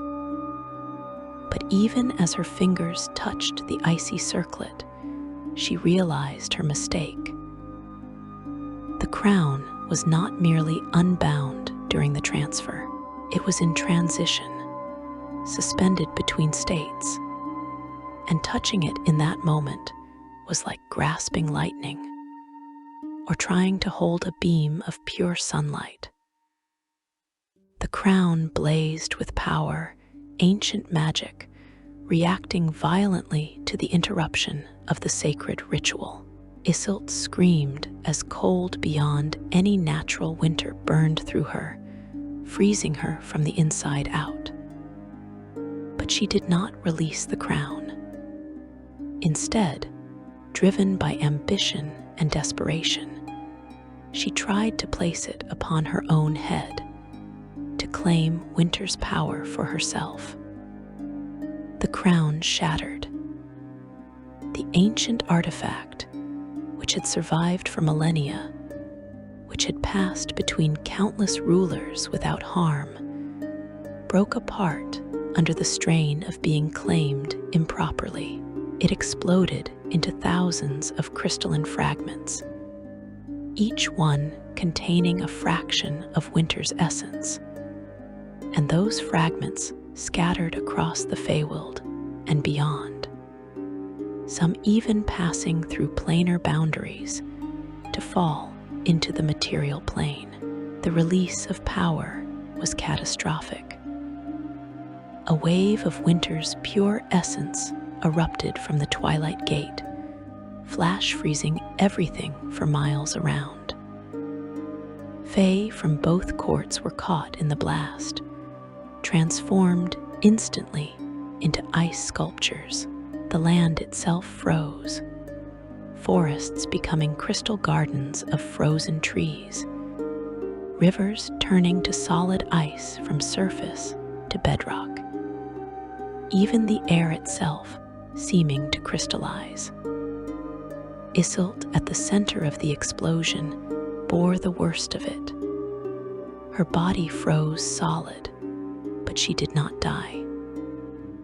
The crown's power, even fragmented and uncontrolled, had touched her, had begun the transformation that would have made her winter's avatar, but interrupted and incomplete.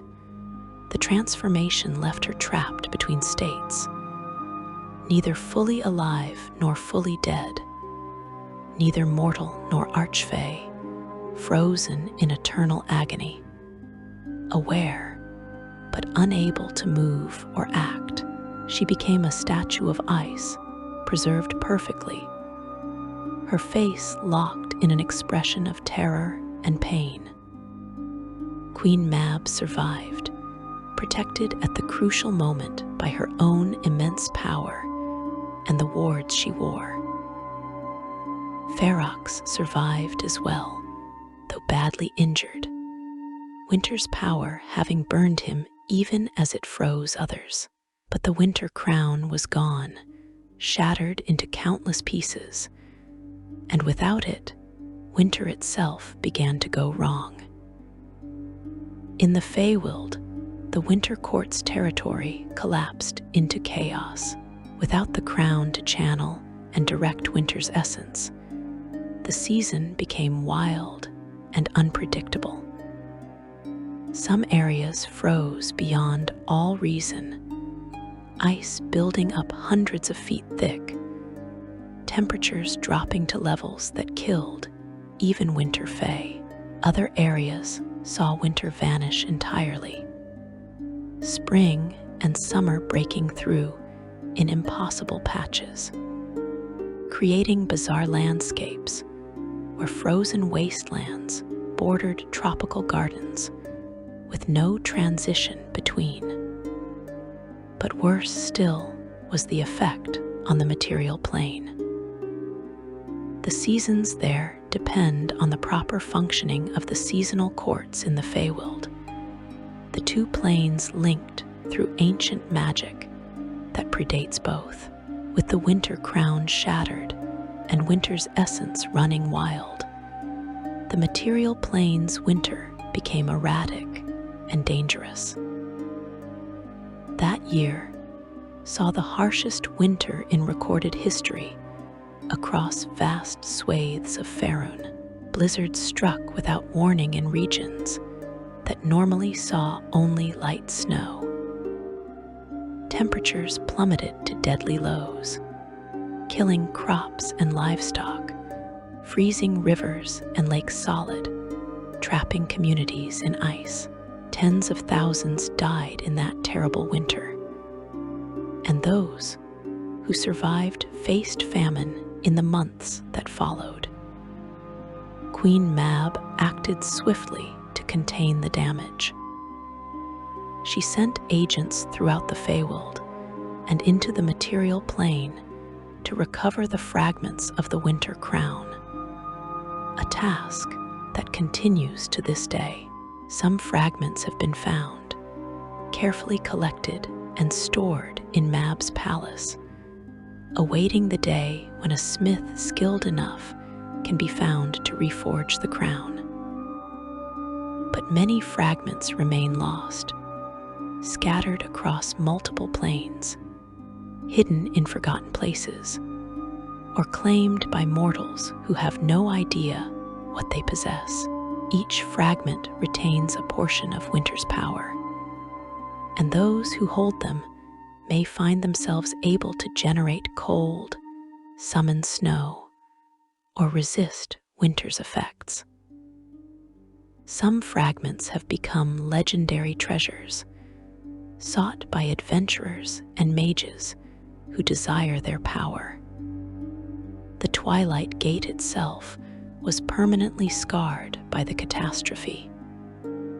The archway cracked down its center, and the clearing around it remains frozen even during summer, a permanent winter that never fades.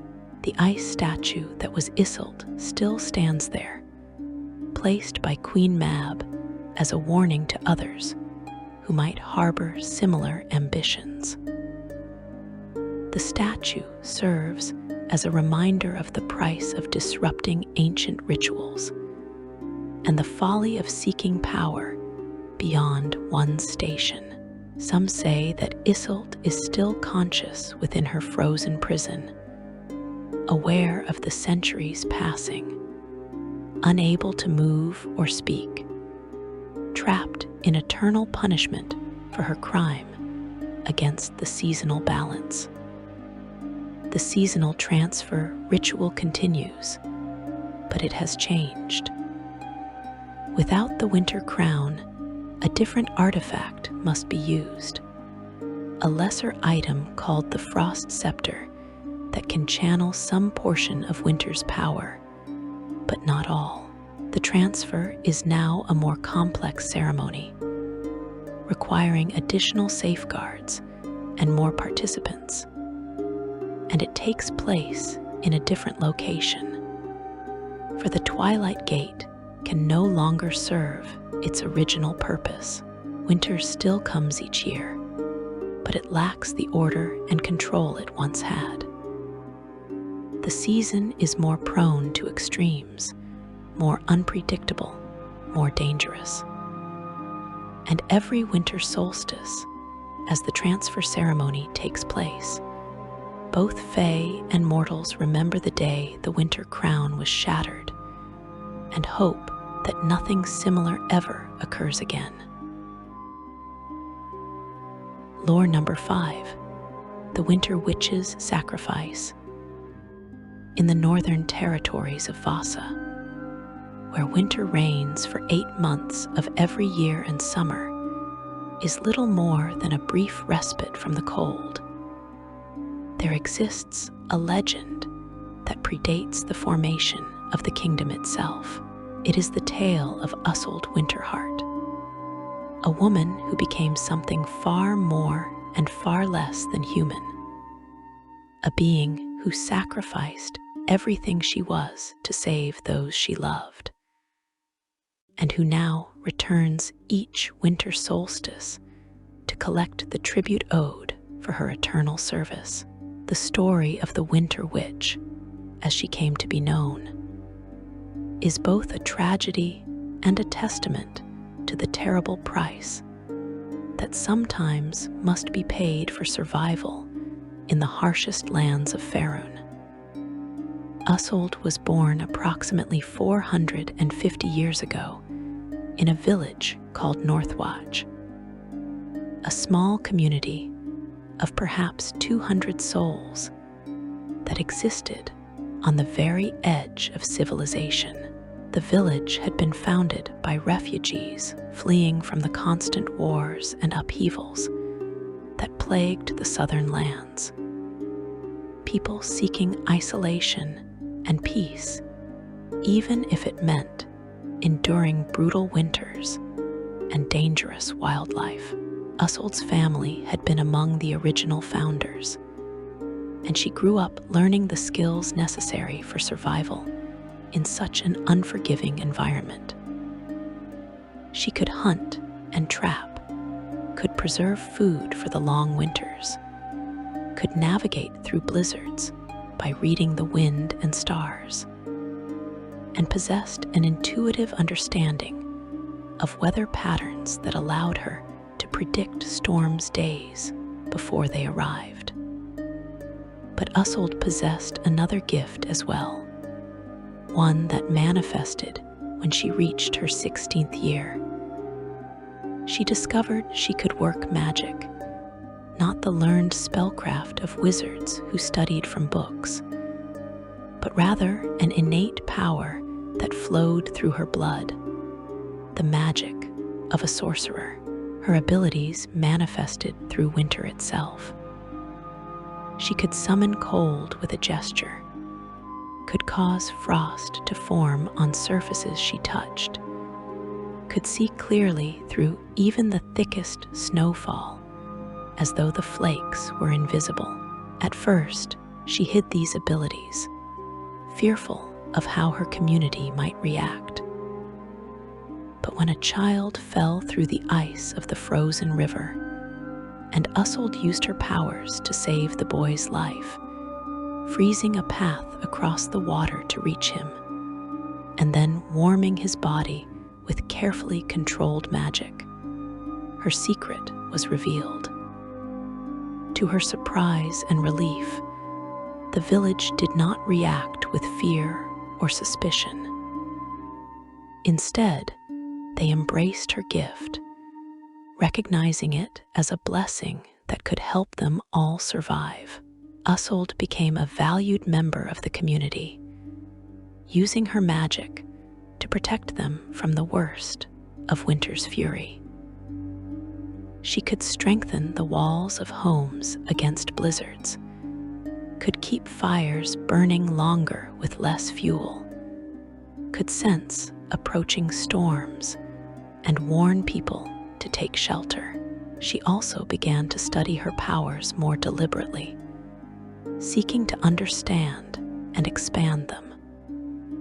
She had no teacher, no mentor to guide her, but through experimentation and instinct, she grew stronger year by year. As Usold matured into her 30s, she married a hunter named Bran Frostborn and bore 2 children, a son and a daughter. She served as Northwatch's protector and healer, beloved by all, content with her life despite its hardships. But in the 40th year of her life, disaster struck the region. A calamity occurred far to the north, in the wastes beyond even the most remote settlements. Some great magical catastrophe or divine conflict took place, the details lost to history, but the result was clear. The weather patterns across the entire northern region changed dramatically and catastrophically.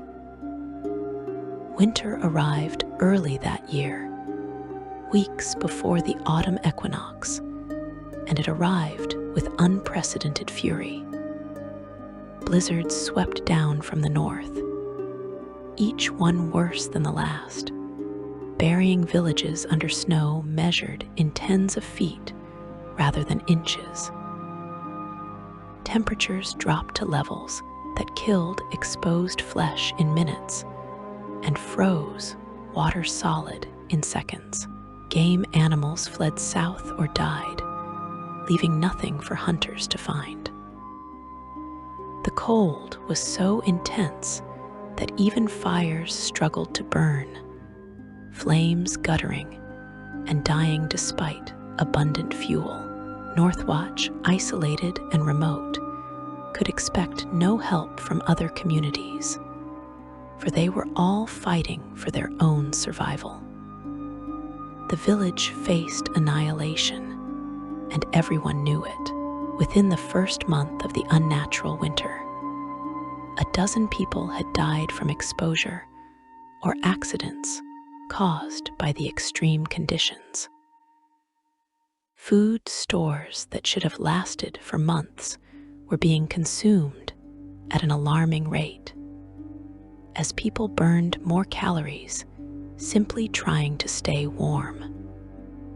Usold used every bit of her power to help, pushing herself to the limits of her abilities and beyond. She worked day and night, maintaining protective barriers around the village, strengthening buildings, doing everything she could to keep her people alive. But it was not enough. Her magic, while considerable, was that of a single individual, and the force arrayed against them was winter itself, made mad and terrible by whatever catastrophe had occurred. After 2 months of the endless, brutal cold, Northwatch's population had been reduced by half. Usold's own daughter died during a blizzard when she ventured out to check on livestock and became disoriented in the whiteout conditions. They found her body 3 days later, frozen solid just 50 feet from the barn she had been seeking. Grief-stricken and desperate, Usold made a decision that would change her forever.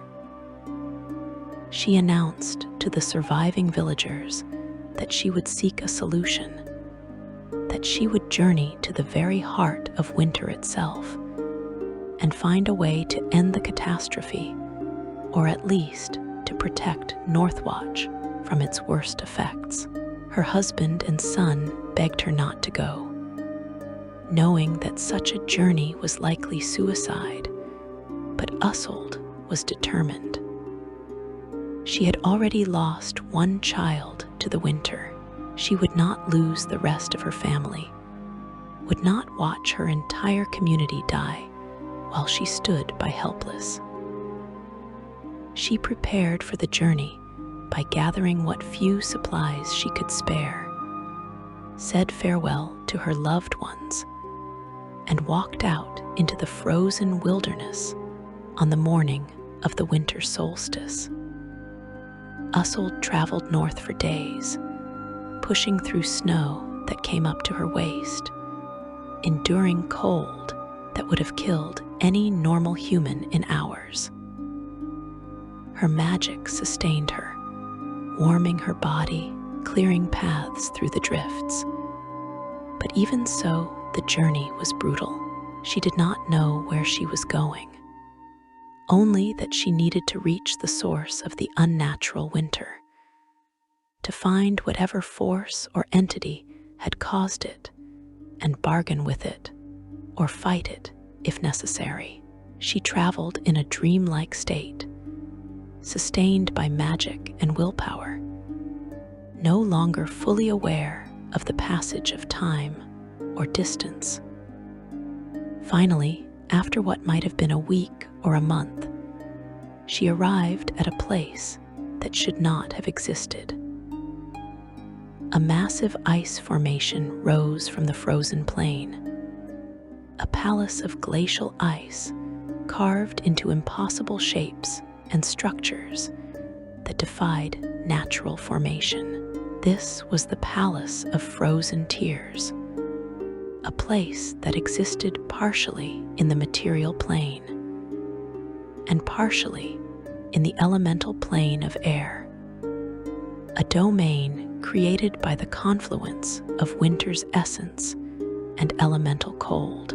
Within the palace dwelt ancient spirits of winter, beings that predated the gods themselves, primordial forces that embodied the very concept of cold and ice and darkness.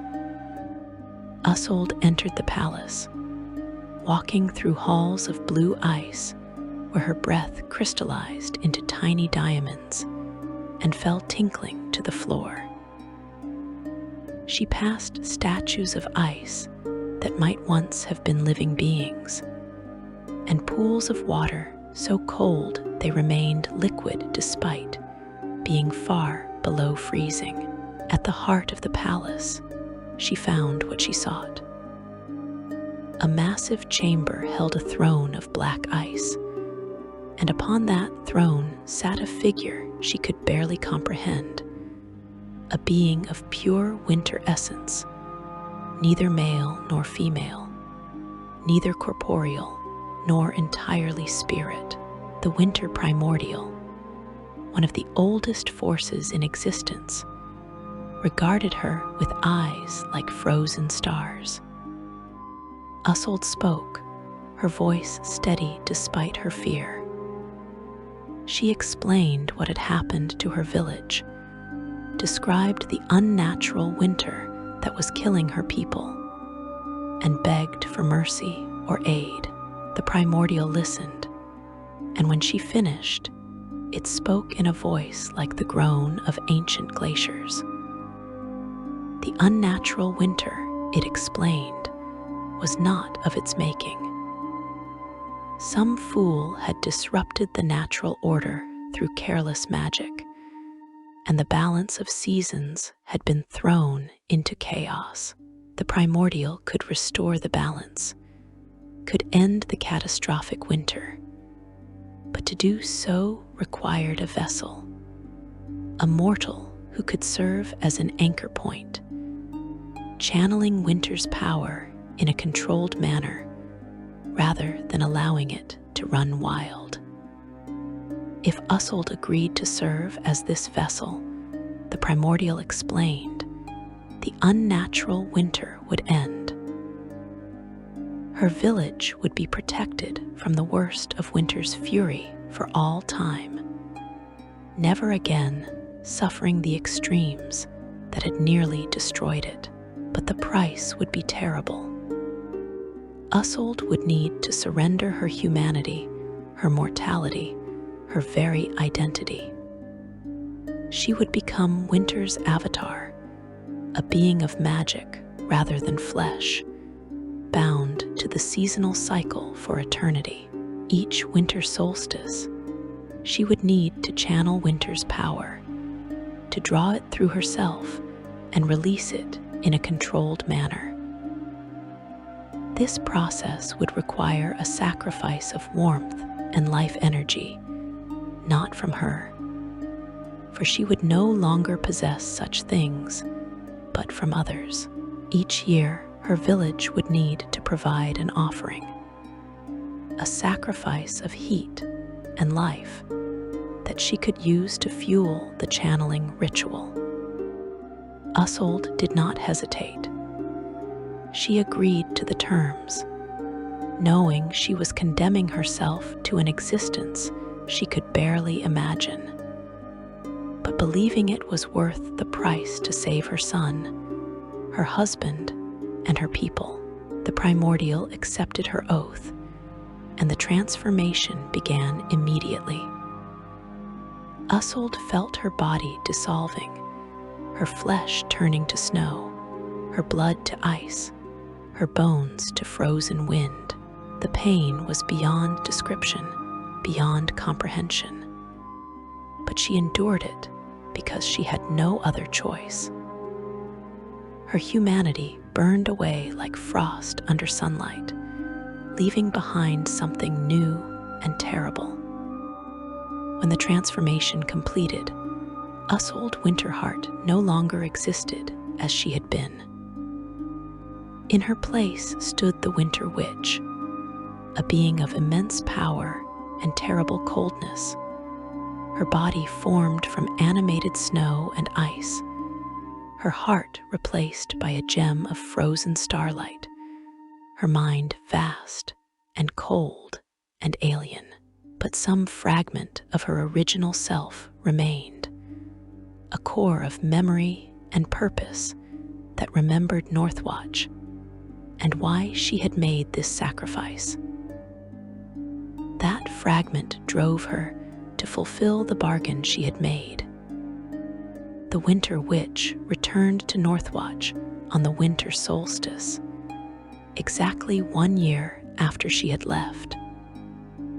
The villagers saw her coming, a figure of terrible beauty walking across the snow, and they knew immediately what had happened.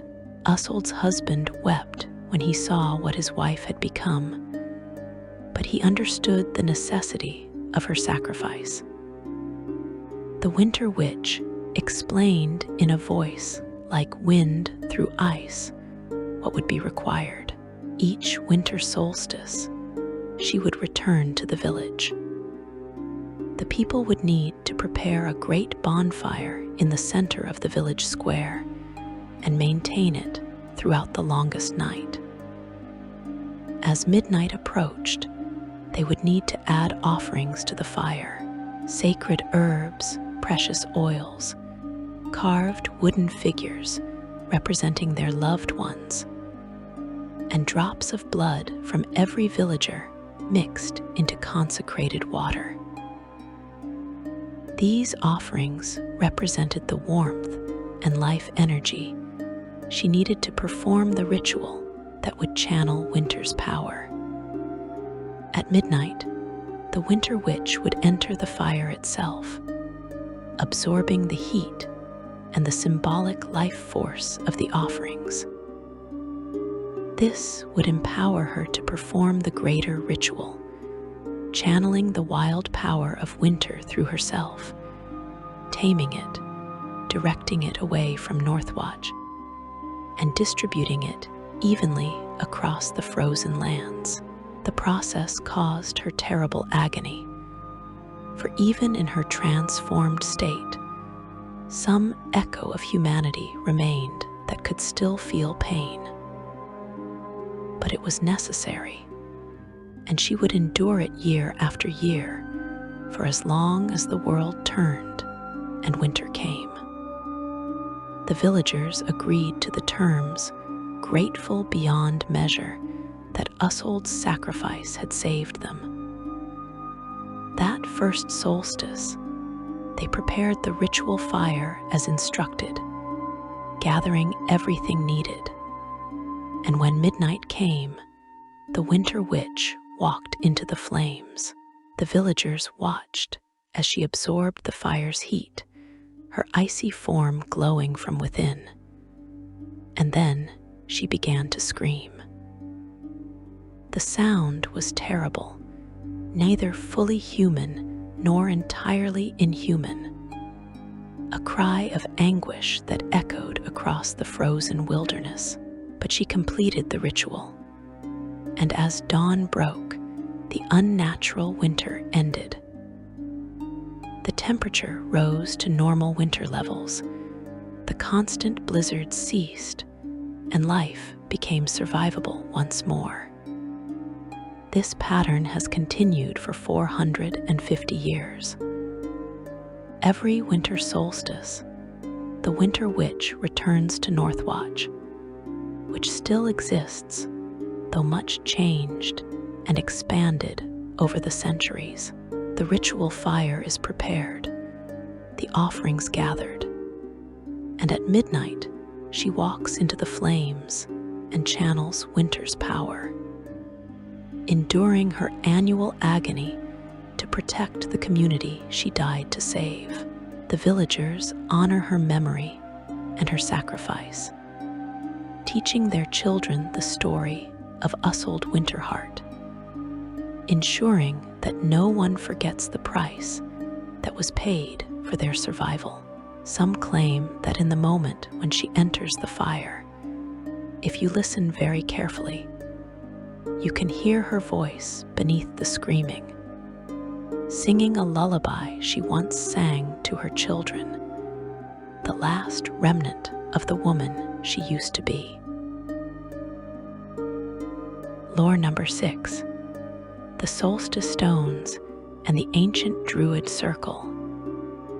The Moonshee Isles, that chain of islands lying off the western coast of Faerûn, have long been home to ancient traditions that predate human settlement by thousands of years. The islands were once the exclusive domain of the Fae folk and the Druidic circles that served as guardians of the natural world, maintaining the delicate balance between civilization and wilderness, between the mortal realm and the otherworldly forces that constantly seek to break through. Among the many sacred sites scattered across these windswept islands, none is more significant or more carefully guarded than the Circle of Eternal Vigil, a ring of 13 standing stones positioned on the highest point of the largest island. Stones that serve not as monuments to the past, but as active wards against a threat that sleeps beneath the earth, waiting for the moment when the seals weaken and it can rise once more. The standing stones themselves are massive monoliths, each one carved from a single piece of stone hauled from deep within the earth by methods long forgotten.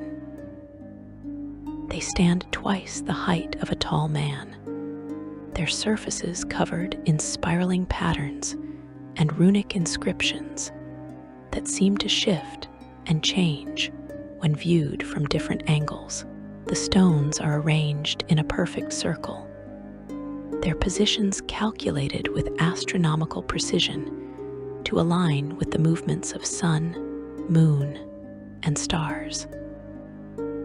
At the center of the circle lies a flat stone altar, its surface worn smooth by centuries of ritual use, stained dark by offerings both sacred and profane. The entire site radiates power that even those without magical sensitivity can feel. A thrumming energy that makes the hair stand on end and causes animals to give the location a wide berth. The Circle of Eternal Vigil was erected nearly 2,000 years ago during a time of great crisis.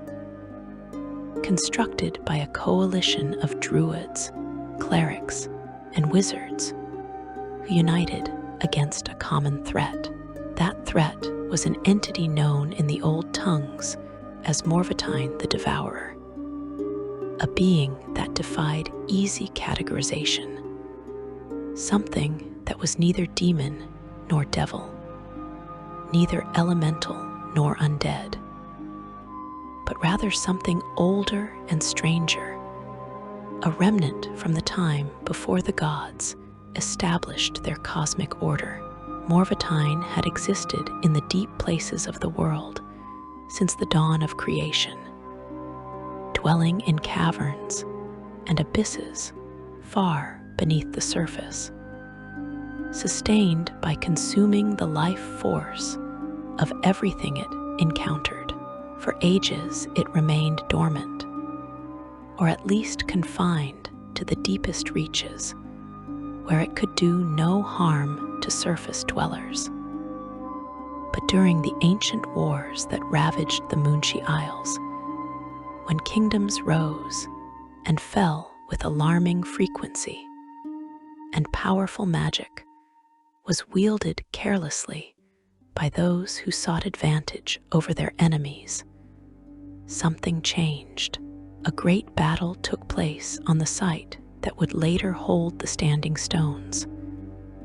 A conflict between rival factions of humans and Fae that left hundreds dead, and the land itself scarred by magical devastation. The sheer amount of death and destruction, the massive release of life, energy from so many dying simultaneously attracted Morvatine's attention. The entity began to rise from its ancient prison, drawn upward by the promise of sustenance. And as it approached the surface, its presence began to corrupt everything around it. Plants withered and died, animals fled or went mad, and the very stone began to crack and crumble. The surviving combatants from the battle, realizing they had awakened something far more dangerous than their petty conflicts, ceased fighting and attempted to stop the entity's emergence. But Morvatine proved nearly unstoppable. It rose through the earth like a nightmare made manifest, a thing of shadow and corruption that defied physical form, sometimes appearing as a massive serpent of darkness, other times as a cloud of consuming void, and sometimes as thousands of grasping tendrils that drained life from everything they touched. Warriors who attacked it found their weapons passing through its form uselessly, while those touched by it aged decades in seconds, their life force consumed to fuel the entity's hunger. In desperation, the survivors sent word across the islands, calling for aid from every druid grove, every temple, every wizard's tower. The response was unprecedented. Druids who had spent lifetimes in isolation emerged from their sacred groves. Clerics of various deities set aside theological disputes to work together. Wizards shared knowledge and pooled their power. Together, they crafted a ritual of binding and sealing, a spell of such complexity and power that it required 30 casters working in perfect synchronization to enact. The ritual could not destroy Morvatine, for the entity was too ancient and too fundamentally tied to the world's foundations to be unmade. But it could imprison the creature, could force it back into the deep earth and seal it there. The ritual was performed on the winter solstice, chosen specifically because that night represented the triumph of darkness before the inevitable return of light, a symbolism that the spellcrafters believed would strengthen their working. The 30 ritualists stood in a circle around the point where Morvatine had emerged, and as midnight approached, they began their chant. The ritual took hours to complete, each caster contributing their power to the growing web of magical energy. Morvatine fought against the binding, its tendrils lashing out, claiming the lives of 5 ritualists before they could complete their parts. But the others held firm, and slowly, inexorably, the entity was forced back down into the earth, driven deeper and deeper, until it reached the abyssal caverns from which it had come. As the final words of the ritual were spoken, 13 massive stones erupted from the ground, thrust upward by the magical forces being unleashed, forming a circle around the site. These stones, drawn from deep within the earth, had been imbued with the combined power of the 25 surviving ritualists, transformed into permanent anchors for the binding spell. Morvatine was sealed beneath the standing stones, imprisoned by layers of magic so complex and powerful that even the entity's immense strength could not break them.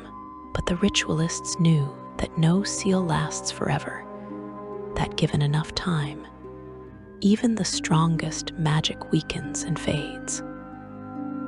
The binding would hold for years, perhaps centuries, but it required maintenance, required regular reinforcement to remain effective.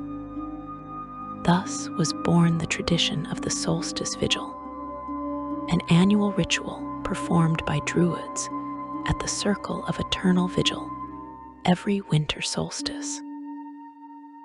The Druids of the Moonchi Isles formed a sacred order dedicated specifically to maintaining the seal, passing down the knowledge and techniques from one generation to the next, ensuring that there would always be guardians ready to perform the necessary rites. The order, known as the Keepers of the 13 Stones, became one of the most respected druidic circles in the islands, its members drawn from all the major groves and trained from childhood in the complex rituals required to maintain Morvatine's prison. The Solstice Vigil ritual is exhausting and dangerous, requiring 13 druids to stand vigil at the stones for the entire night of the winter solstice. Each druid positioned at one of the 13 stones. They must maintain the ritual from sunset to sunrise, channeling natural energy through themselves and into the stones, reinforcing the binding magic that keeps Morvatine imprisoned. The process drains them terribly, aging them years in a single night, shortening their lifespans considerably. Most keepers manage to perform the ritual 10 to 15 times before the accumulated strain kills them, meaning that the order must constantly recruit and train new members to replace those who die in service. The ritual begins 3 days before the solstice, with the 13 chosen druids entering a period of purification and preparation. They fast and meditate, cleansing their bodies and spirits, opening themselves to the natural energies they will need to channel. They study the ritual texts, reviewing every word and gesture, for even the smallest mistake during the actual performance could weaken the seal or worse. Allow Morvatine to break free entirely. On the day of the solstice, they travel to the circle of eternal vigil, arriving at sunset, and take their positions at the stones. As darkness falls and the longest night begins, the druids begin their chant, a wordless vocalization that resonates with the fundamental frequencies of nature itself. The stones respond to this chanting, beginning to glow with a soft green light, the runic inscriptions on their surfaces becoming visible and active. The druids feel the power flowing through them, natural energy drawn from the earth, the sky, the very air itself, channeled through their bodies and into the stones. It is not a comfortable sensation. The power burns as it passes through them, searing their souls, aging their bodies, but they endure because they must, because the alternative is unthinkable. As midnight approaches, the ritual reaches its critical phase.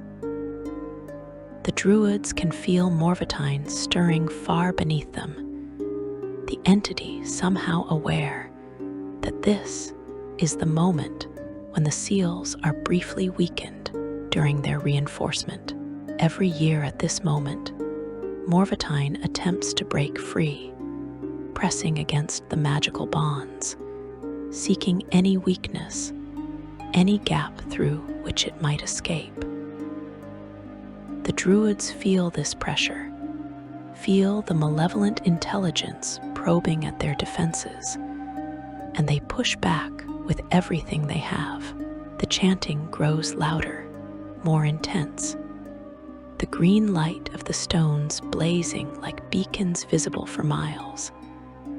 And the battle of wills continues for hours. Some years, the ritual proceeds smoothly, the seals holding firm, Morvatine's attempts to escape easily rebuffed. Other years, particularly during times when the natural world is out of balance, or when great disasters have occurred, the entity comes dangerously close to breaking through. There have been years when one or more of the 13 druids died during the ritual, their hearts simply giving out under the strain, forcing the others to somehow compensate for the loss while maintaining the spell. The most dangerous year in recent memory occurred just 30 years ago, when a massive earthquake struck the islands during the solstice, disrupting the ritual and cracking one of the standing stones. 3 druids died that night holding the seals together, while a 4th ran to a nearby grove to bring reinforcements. The crisis was contained, but barely, and the cracked stone had to be repaired using magic that required the sacrifice of an ancient oak tree that had stood for over 1,000 years. The people of the Moonshee Isles know of the circle of eternal vigil and understand its importance, though most do not know the full details of what is sealed beneath the stones. They simply know that every winter solstice, 13 druids perform a ritual of great importance. and that the safety of the islands depends on this ritual success. Many communities hold their own smaller celebrations on the solstice night, lighting bonfires and staying awake until dawn, ostensibly to celebrate the turning of the year, but also serving as a form of spiritual support for the Druids at the stones.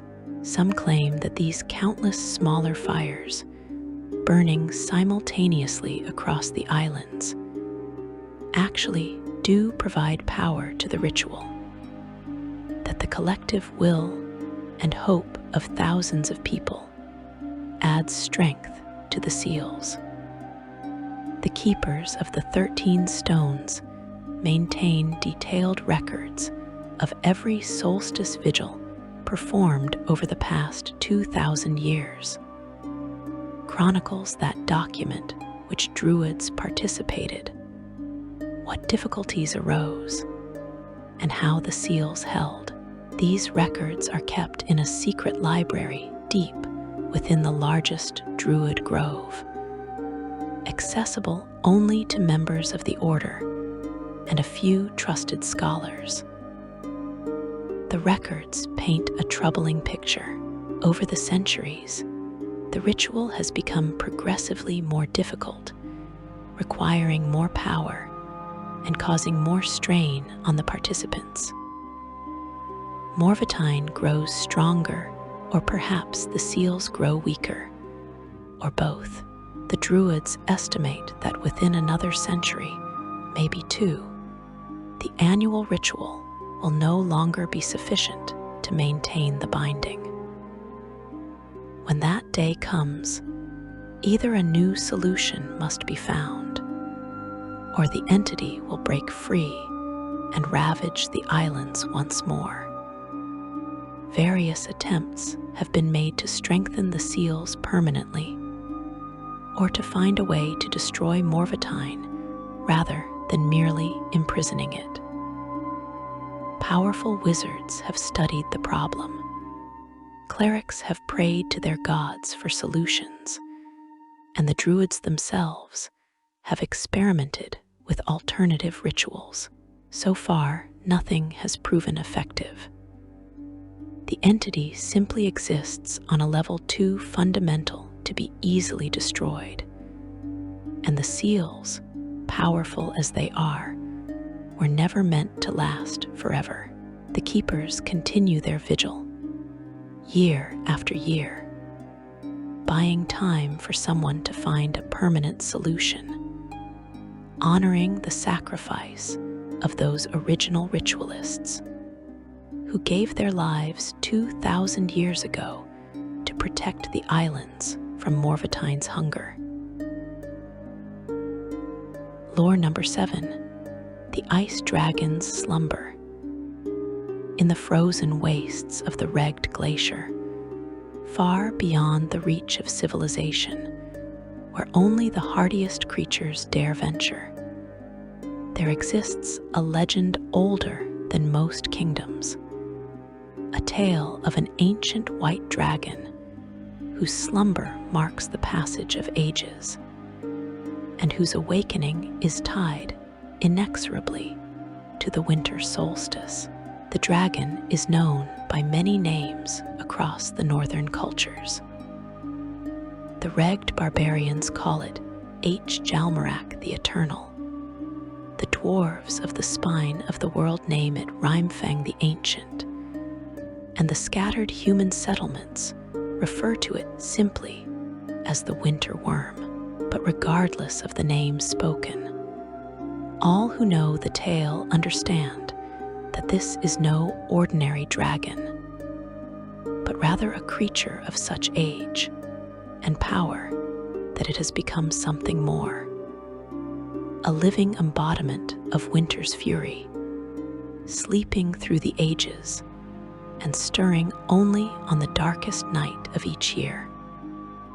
The dragon's origins reach back to a time before human kingdoms dominated the north, to an age when dragons ruled vast territories and demanded tribute from lesser creatures who dwelt within their domains. Jalmarak was already ancient even then, a white dragon of tremendous size and terrible beauty, its scales gleaming like polished diamond, its breath cold enough to freeze stone and shatter steel. The dragon had claimed the entire Regged Glacier as its territory, a realm of ice and snow perfectly suited to its nature. And from its lair deep within the frozen mountains, it ruled with absolute authority for centuries. But dragons, for all their power and longevity, are not immune to the passage of time. Even the mightiest worm eventually feels the weight of ages pressing down upon them, the slow erosion of vitality that comes from existing for millennia. Jalmarak felt this decline and knew that eventually even a dragon must face death. The worm was not ready to accept this fate, not willing to surrender to the inevitable ending that awaited all living things. So the dragon sought a solution, consulting with ancient spirits of ice and winter, bargaining with entities from the elemental plane of air, and delving into magical lore that most creatures could never comprehend. What Jalmarak discovered was a ritual of preservation, a spell that could suspend the dragon between waking and sleeping, between life and death, allowing it to exist indefinitely without the normal passage of time affecting its body or mind.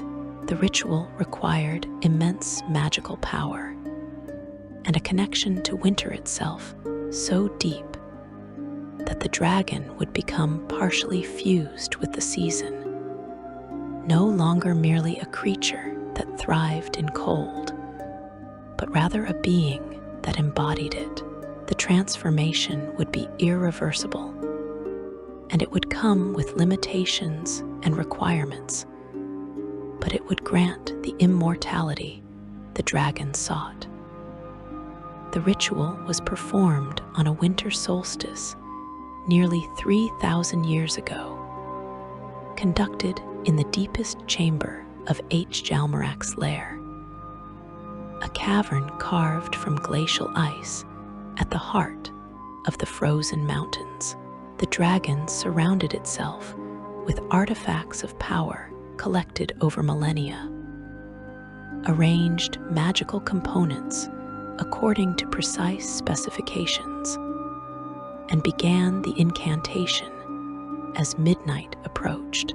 The spell took hours to complete, and as it reached its conclusion, Jalmarak felt profound changes overtaking its physical form. The dragon's blood turned to liquid ice. Its heart slowed to beating only once per hour. Its consciousness began to drift into a state between sleep and waking awareness. The transformation completed successfully, but with an unexpected consequence. The dragon discovered that it could not remain awake indefinitely. The magic that preserved it also compelled it to sleep for most of each year, falling into a deep hibernation that lasted from spring through autumn. Only during winter could the dragon remain conscious. And even then, full wakefulness came only on the winter solstice, when the connection between Jalmarak and the season reached its peak.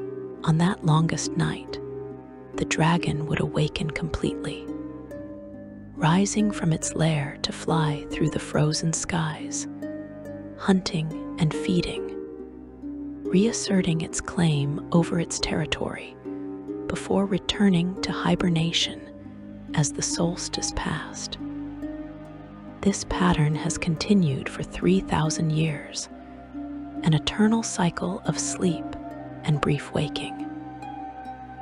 Each winter solstice, as midnight approaches, H. Jalmarak stirs in the depths of its glacial lair, the dragon's massive eyes open, glowing with inner cold, and its great body shifts, breaking free from the ice that has accumulated during the long months of slumber. The worm rises, unfurling wings that span wider than most sailing ships, and emerges from the mountain into the frozen night. The sight of the dragon in flight is both terrifying and magnificent. A creature of impossible size moving through the air with grace that defies its bulk.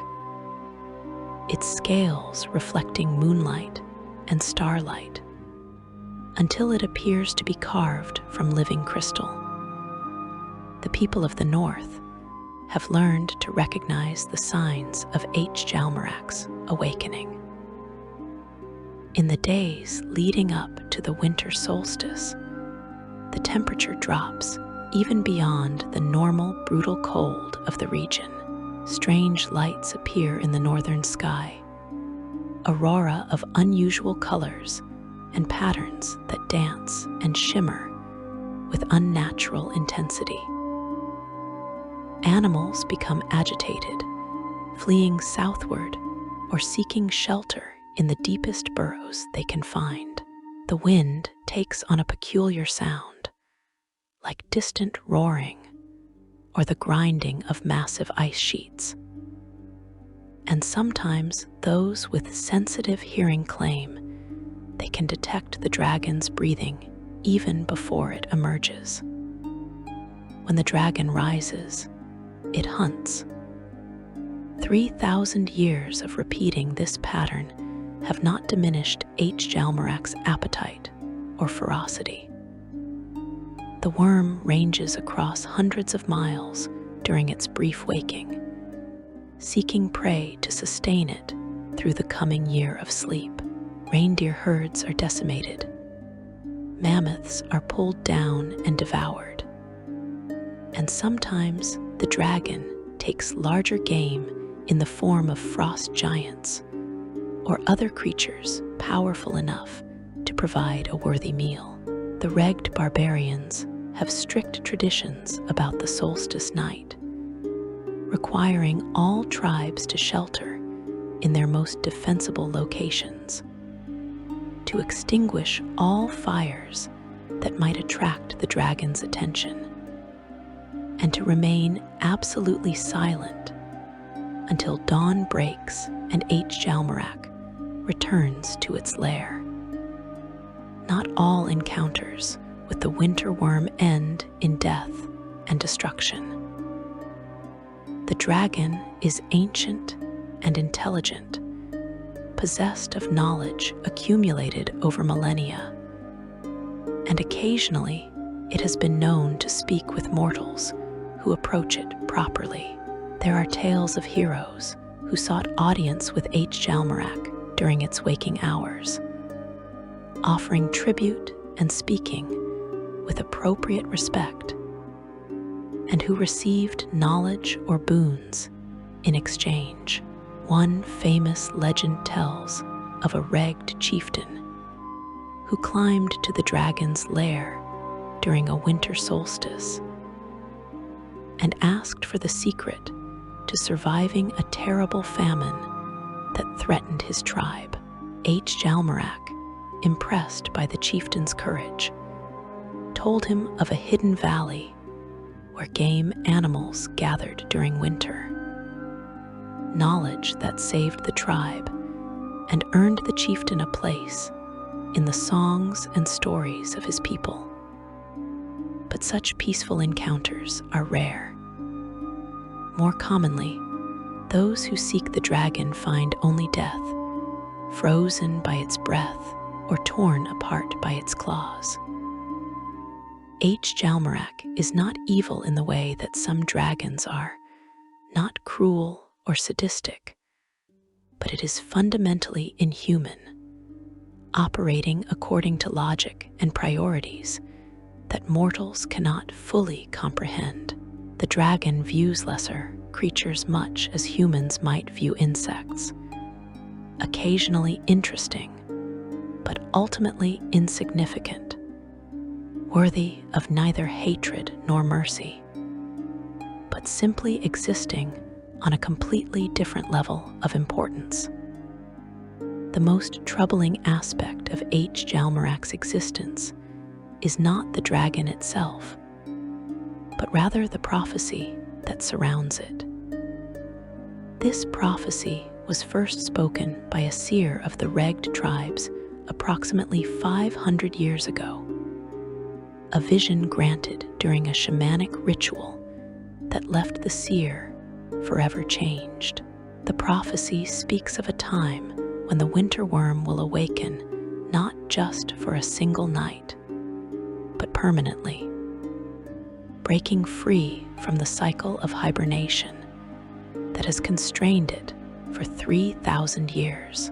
When this occurs, the prophecy states, H. Jalmarak will rise in fury and devastation, bringing an eternal winter that will spread across the north and eventually consume the entire world. The ice will advance. The temperatures will drop beyond any natural winter, and all life will be extinguished beneath glaciers that grow and spread, until the world itself is transformed into a frozen wasteland. The prophecy provides no timeline for when this permanent awakening will occur, only cryptic references to signs and portents. It speaks of a winter solstice when 3 moons align in the sky, though scholars point out that Auril has only 1 moon, suggesting the prophecy refers to some astronomical event not yet understood. It mentions the sound of breaking ice that will echo across the world, audible even in the southern deserts. And it describes a champion who will either prevent the eternal winter or fail trying. A hero marked by winter's blessing, who will face the dragon in single combat and determine the fate of the world. Various groups have attempted to address the threat posed by the prophecy over the centuries. Adventuring companies have tried to locate H. Jalmarak's lair and slay the dragon during its hibernation. But those few who actually found the lair discovered that the dragon cannot be killed while sleeping. The magic that preserves it also protects it, creating barriers and wards so powerful that even legendary heroes with artifact weapons could not penetrate them. Wizards have studied the original ritual H. Jalmarak used, hoping to find a way to reverse it or to break the cycle. But the magic involved is beyond even archmage-level understanding, requiring knowledge of dragon magic, elemental magic, and temporal magic combined in ways that no mortal spellcaster has successfully replicated. Some have suggested making peace with the dragon, establishing regular tribute or communication to ensure H. Jalmarak has no reason to break its cycle and emerge permanently. Emissaries have been sent bearing gifts of treasure and magic items, but the dragon's response to such offerings is unpredictable. Sometimes it accepts the tribute with cold courtesy. Other times it ignores the emissaries entirely, and occasionally it responds with violence, perceiving the approach as presumptuous or insulting. There seems to be no consistent pattern to the dragon's moods, no reliable way to ensure safe interaction. The winter solstice thus carries double meaning in the northern regions. It is both a night of danger when the winter worm flies, and a night of foreboding when people wonder if this will be the year the prophecy comes true.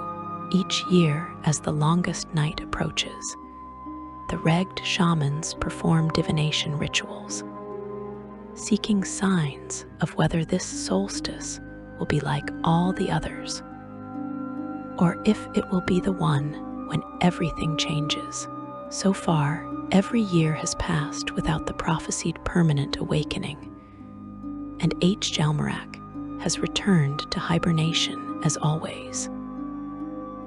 But the knowledge that eventually the prophecy will come true hangs over the north like a storm cloud that never breaks, a source of anxiety that has become woven into the cultural identity of everyone who dwells in the dragon's shadow. The most recent winter solstice brought new concerns to light. Multiple witnesses reported that H. Jalmarak remained awake longer than usual, flying through the skies not just on the solstice night, but for 3 nights afterward before finally returning to its lair. The dragon's behavior was also noted to be more aggressive, destroying several regged camps that had done nothing to provoke its attention. Shamans consulted their spirits and reported disturbing visions of cracks spreading through ice, of winter expanding beyond its normal boundaries, of the dragon's eyes opening wider year by year. These reports have prompted some to suggest that the permanent awakening will not happen suddenly, but gradually, that H. Jalmarak is slowly breaking free from the constraints of the ancient ritual, waking for longer periods each year, until eventually it stops sleeping altogether. Lore number 8, the night the sun god died. The gods of Faerûn, for all their power and majesty, are not immune to conflict, rivalry, or even mortality. Throughout the ages, divine beings have clashed in wars that reshaped reality, have fallen to the schemes of their peers, and have risen again through the devotion of their followers or the intervention of greater powers. Among all the tales of divine conflict preserved in the sacred texts and oral traditions of the faithful, few are as significant or as terrifying as the story of the long night. The winter solstice, when Lathander, the morning lord, god of dawn and renewal, came closer to true death than any deity had before or since.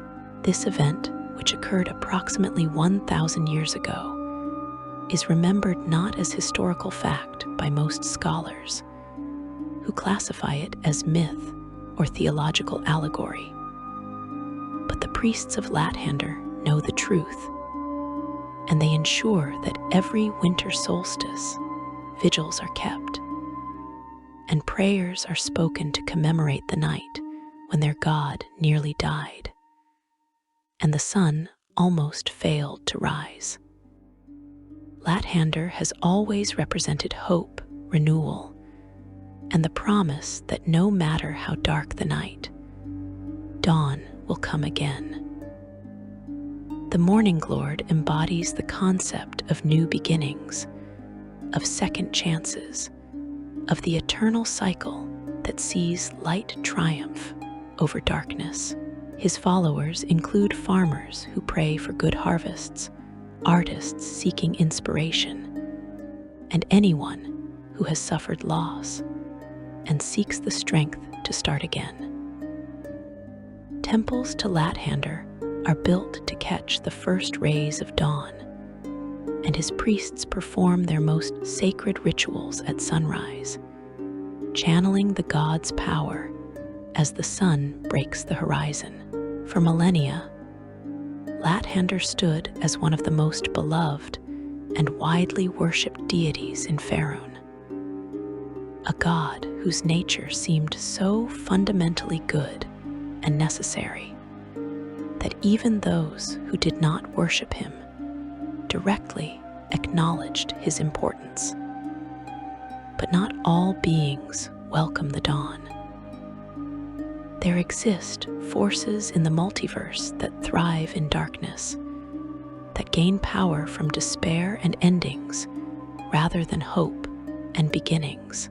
Chief among these, at least during the time of the Long Night, was an entity known as Morvanen, the Eternal Shadow, a being that existed in the spaces between planes, feeding on the absence of light and growing stronger wherever darkness held sway.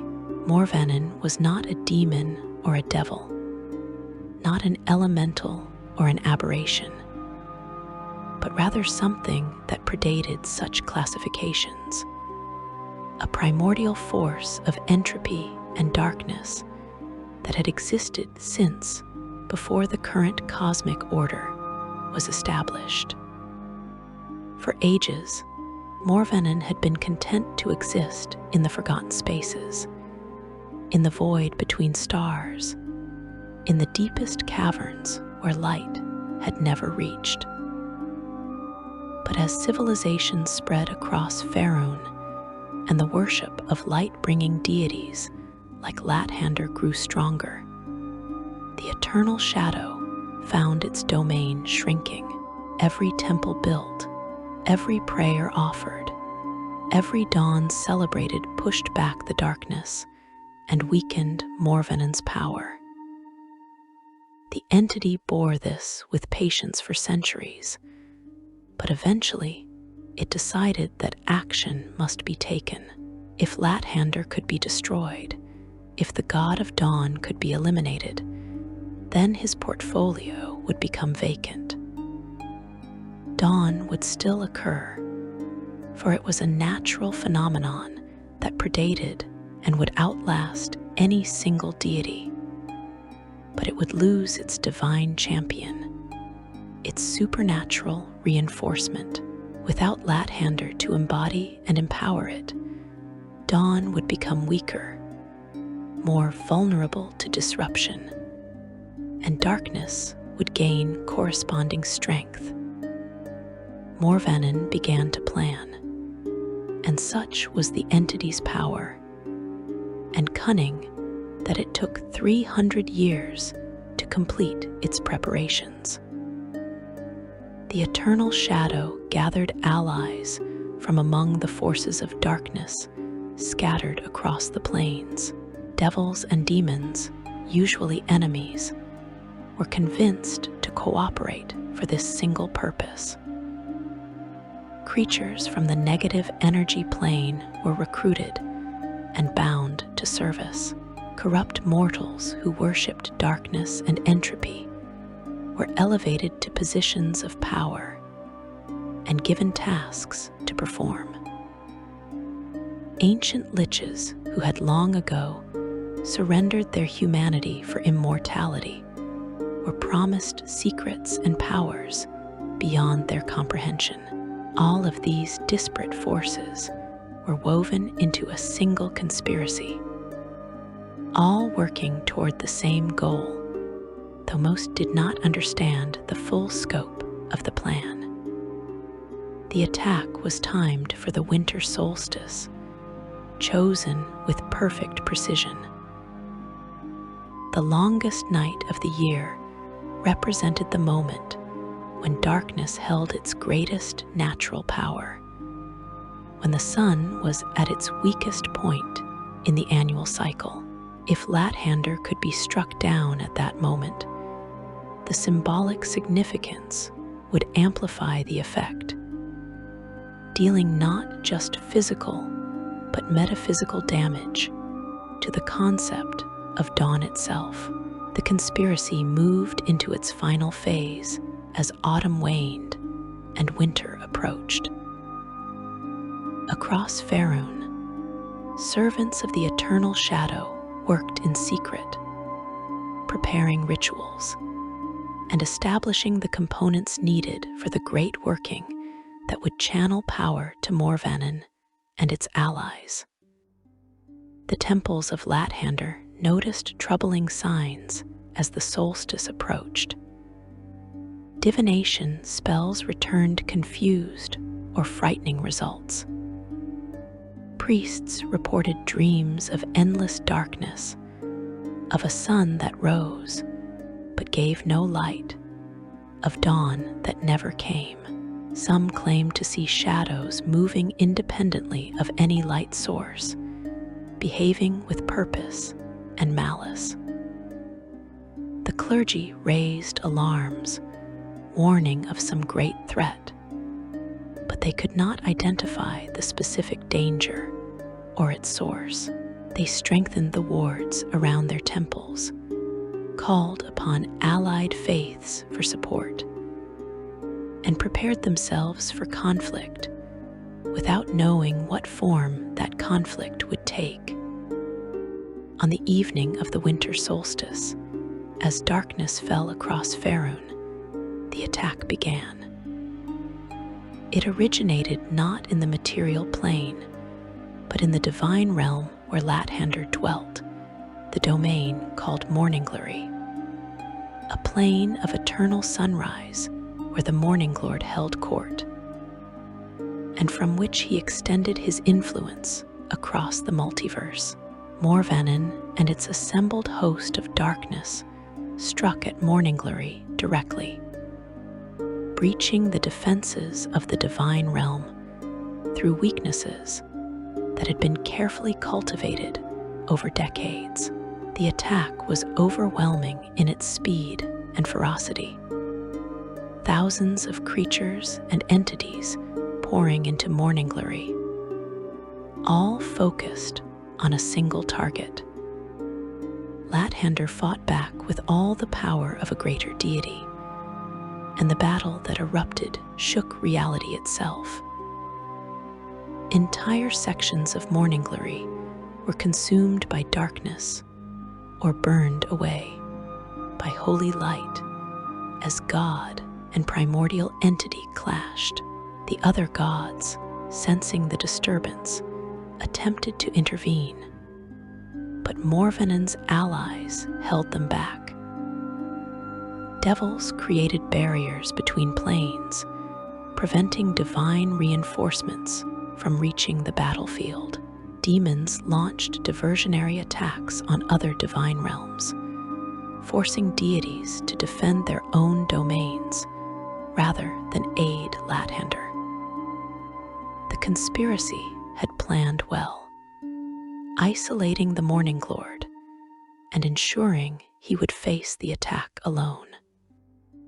In the material plane, the effects became immediately apparent. As midnight approached, the darkness deepened beyond any natural night. Stars vanished from the sky, obscured by some invisible presence.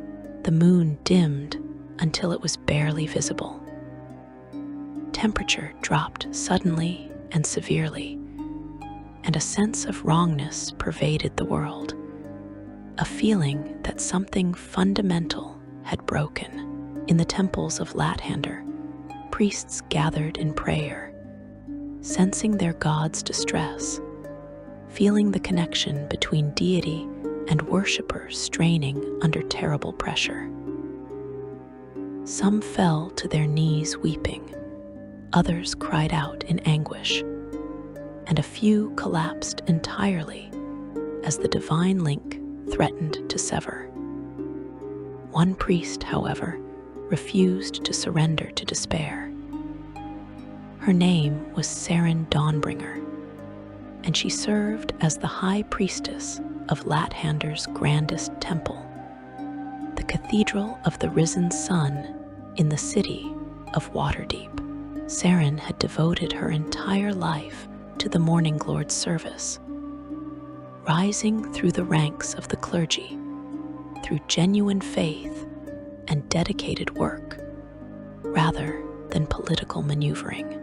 She was 60 years old at the time of the Long Night. Her hair turned silver, but her faith as strong as it had been when she first took her vows as a young woman. When she felt her god's pain and sensed the magnitude of the threat, she made a decision that would be remembered for centuries. Selûne called together every priest of Lathander in Waterdeep, over 200 clergy from the cathedral, and the smaller shrines scattered throughout the city. She told them what she sensed, that their god was under attack, that he was losing, that without aid he would fall and dawn might never come again. But she also told them that they had power, that the connection between God and worshipper flowed both directions. If Lathander drew strength from their faith and their prayers, then perhaps they could send that strength back to him when he needed it most. She proposed a ritual of empowerment, a mass working that would channel the life force and faith of every participant directly to the Morning Lord, giving him the energy he needed to survive the attack. The priests understood what she was proposing. Such a ritual would drain them terribly, perhaps fatally. They would be pouring their own vitality into their god, sustaining him with their lives, if necessary. It was a form of sacrifice more profound than any mere offering, a literal giving of self. But every single priest agreed without hesitation. They would not stand by and watch their god die. They would give everything they had, even unto death, to ensure that dawn would come again. The ritual began within the hour. All 218 priests gathered in the cathedral's great hall, arranged in concentric circles around a massive sun symbol inlaid in the floor. Selûne stood at the center, her hands raised, her voice leading the others in prayer and invocation. They called upon Lathander not to ask for his aid, but to offer their own. They opened themselves completely, removing every barrier and defense, making themselves conduits through which divine energy could flow. Then they began to push, to send their faith and their life force through the connection to their God, adding their strength to his. Across Faerûn, in every temple and shrine dedicated to Lathander, similar scenes played out. Priests who sensed what was happening joined the effort, contributing what they could to the great working. In small village chapels and grand city cathedrals, in hidden forest shrines and mountain monasteries, the faithful gathered and prayed with desperate intensity, all of them trying to give their God the strength he needed. Thousands of voices rose in unison, separated by geography, but united in purpose, and the power they generated was immense. In Morning Glory, Lathander felt this surge of strength. The Morning Lord had been driven to his knees by Morvannon's assault, his divine essence bleeding away, his power depleting as the eternal shadow consumed it. But as his worshippers fed him their faith and their very lives, he felt renewed. The god rose, blazing with light so intense it burned away the darkness that had been overwhelming him. Lathander struck back at Morvennon, with power magnified 1,000-fold by the sacrifice of his faithful. And the eternal shadow reeled under the assault. The battle turned, but slowly. Morvennon was too powerful to be defeated easily, and its allies continued to press the attack. The conflict raged for hours, measured by mortal reckoning, though time moved differently in the divine realms.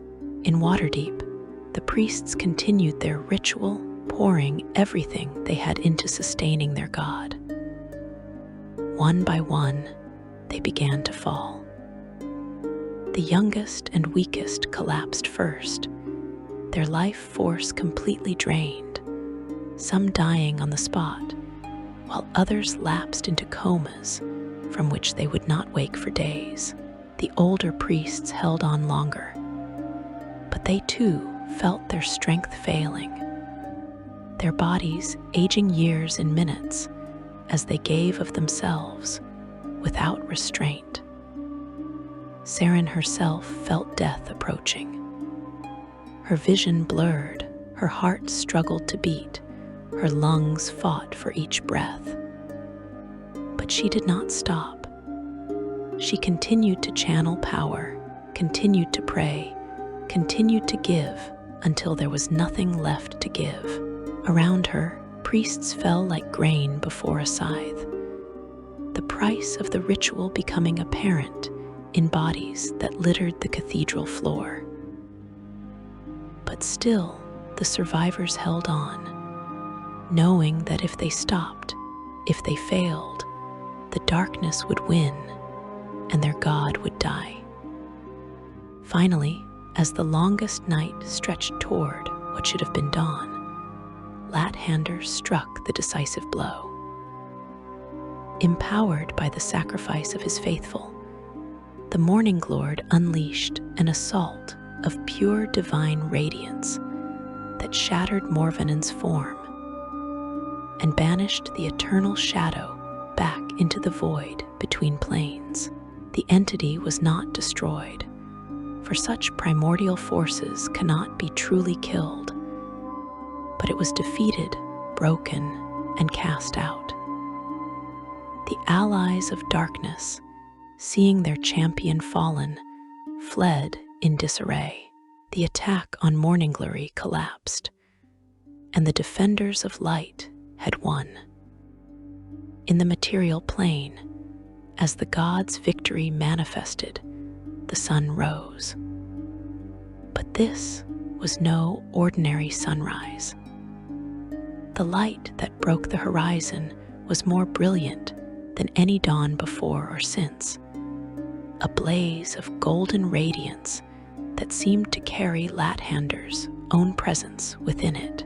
The light swept across Faerûn like a wave, driving back every shadow, filling every dark corner, bringing warmth and hope to all who had endured the terrible night. Those who witnessed this dawn wept with joy and relief, and even those who did not worship, Lathander felt moved to offer prayers of gratitude. In the Cathedral of the Risen Sun, Saren collapsed as the ritual finally ended. Of the 218 priests who had participated, 43 were dead. Another 70 had fallen into comas, and the rest were so weakened that most would never fully recover.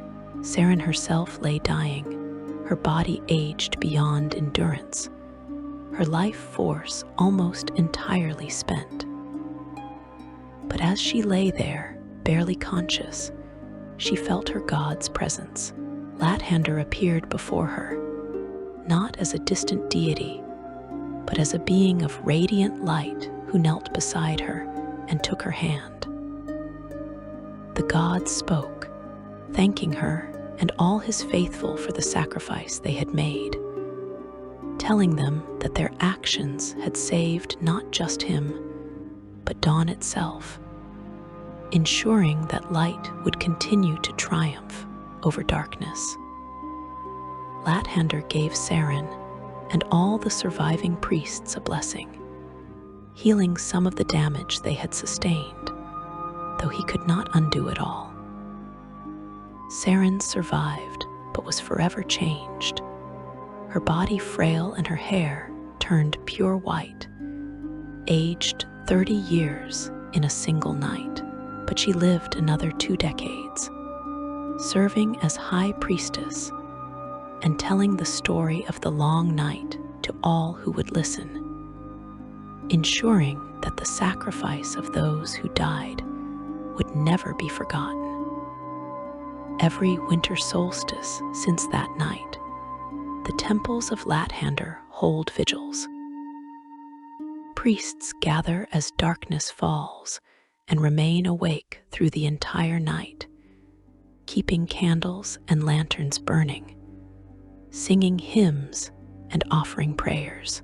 They do this to commemorate the long night, to honor those who died saving their God, and to demonstrate that the faithful stand ready to make the same sacrifice again, if necessary.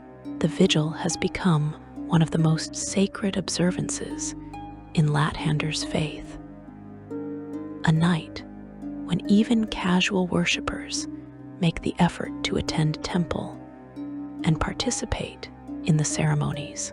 And when dawn breaks on the morning after the solstice, when the sun rises to mark the end of the longest night, the priests and faithful raise their voices in celebration, giving thanks that once again, darkness has been defeated and light prevails.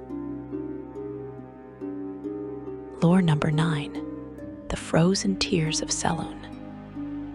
The creation myths of Faerûn speak of a time before time, when the multiverse was new, and the gods themselves were young, learning their powers and establishing the cosmic order that would govern reality for ages to come. Among the earliest deities to emerge from the primordial chaos were 2 sisters, born from the same cosmic essence, twins in divinity, if not in nature.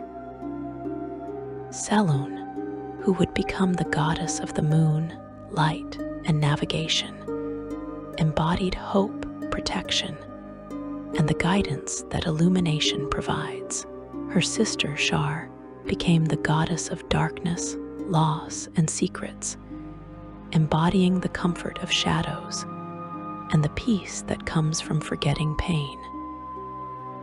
In the earliest days, the sisters loved each other deeply, working together to shape the cosmos, balancing light and darkness in perfect harmony. But as the eons passed and the world took shape, the sisters began to disagree about the fundamental nature of existence. Selûne believed that life and light were precious gifts, that mortals deserved protection and guidance, that the spark of consciousness was sacred and should be nurtured. Shar, conversely, came to believe that existence itself was suffering, that consciousness brought only pain, and that the kindest thing the gods could do for mortals was to let them slip into the comfort of oblivion.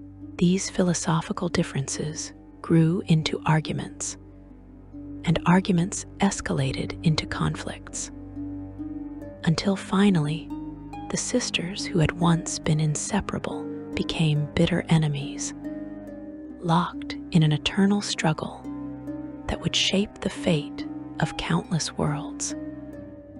The war between Selûne and Shar raged across the plains, devastating divine realms and mortal worlds alike.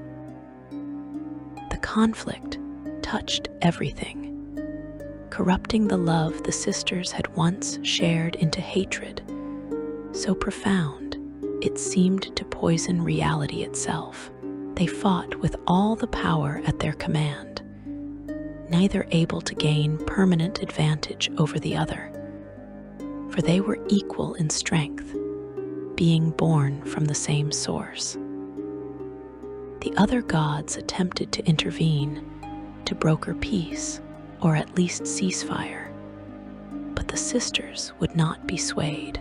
Their war continued for ages, and with each passing century, the original reasons for their conflict became obscured by layers of pain and betrayal, until neither could remember a time when they had not been enemies. But Selûne remembered. Deep within her divine consciousness, buried beneath millennia of conflict, and carefully hidden from her sister's perception, the moon goddess retained memories of their earliest days. She remembered teaching Shar to shape light into beautiful patterns, remembered laughing together as they watched the first stars ignite, remembered holding her sister close when the vastness of creation frightened them both. These memories were agony, for they reminded her of what had been lost, of the love that had been twisted into hatred. Selûne grieved for her sister, not for the enemy Shar had become, but for the companion she had once been, and this grief was a constant weight upon the goddess's heart.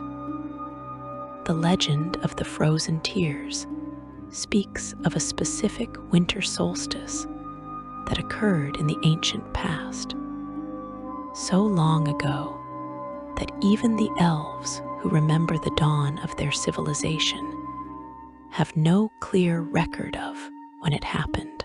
Scholars place it somewhere between 10,000 and 20,000 years before the present era, during a time when humans were only just beginning to organize into civilizations, when the great elf kingdoms were young, and when the face of Faerûn looked vastly different than it does today. On this particular solstice, something extraordinary occurred. Shar, in one of her periodic attempts to gain ultimate victory over her sister, launched an assault of such magnitude and cunning that she came closer to destroying Selûne than she ever had before or has since.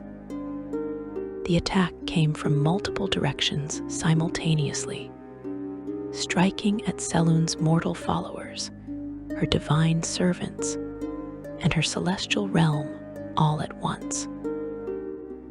Shar had spent centuries preparing this offensive, gathering allies, crafting weapons specifically designed to harm her sister, and identifying weaknesses in Selûne's defenses.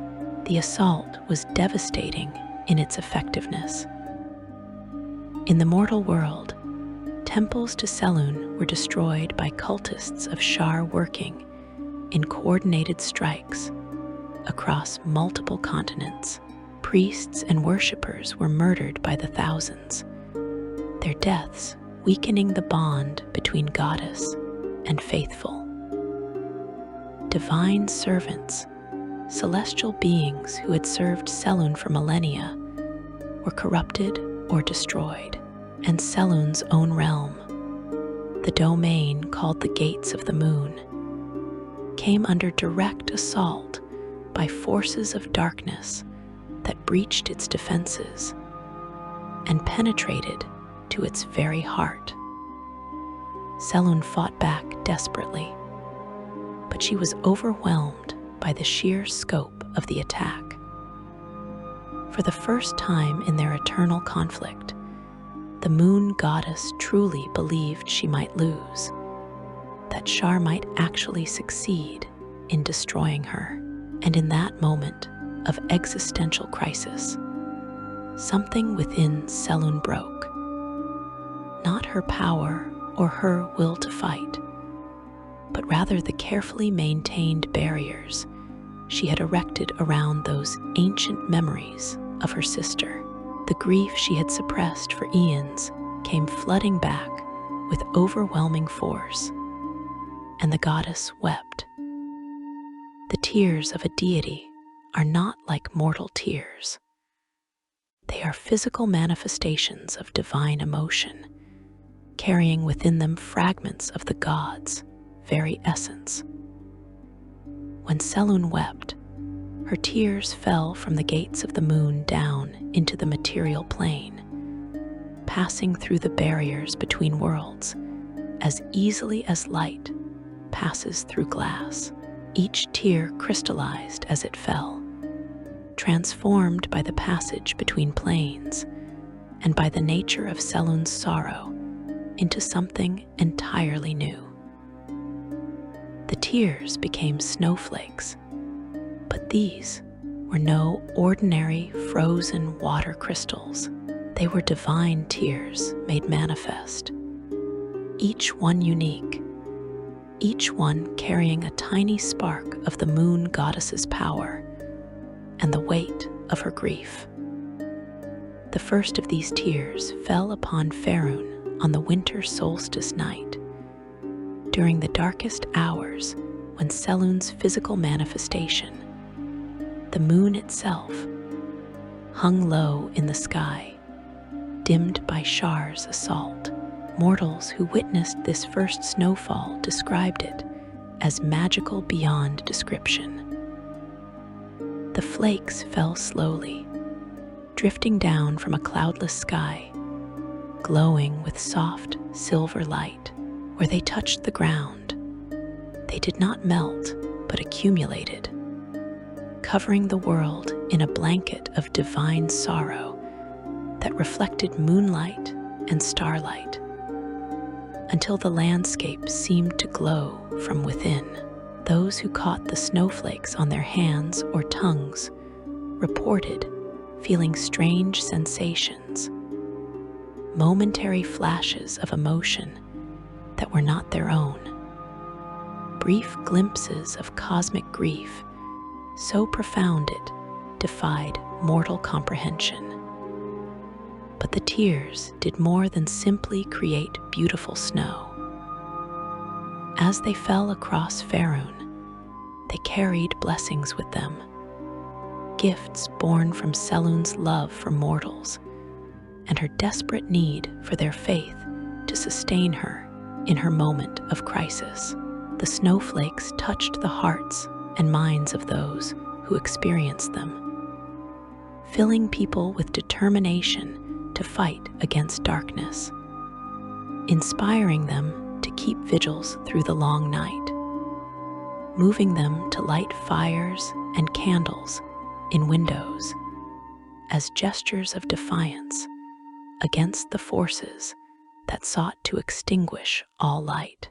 Thousands of people across the continent, many of whom had never worshipped Selûne specifically, felt called to pray to the moon goddess, to send her their faith and their strength.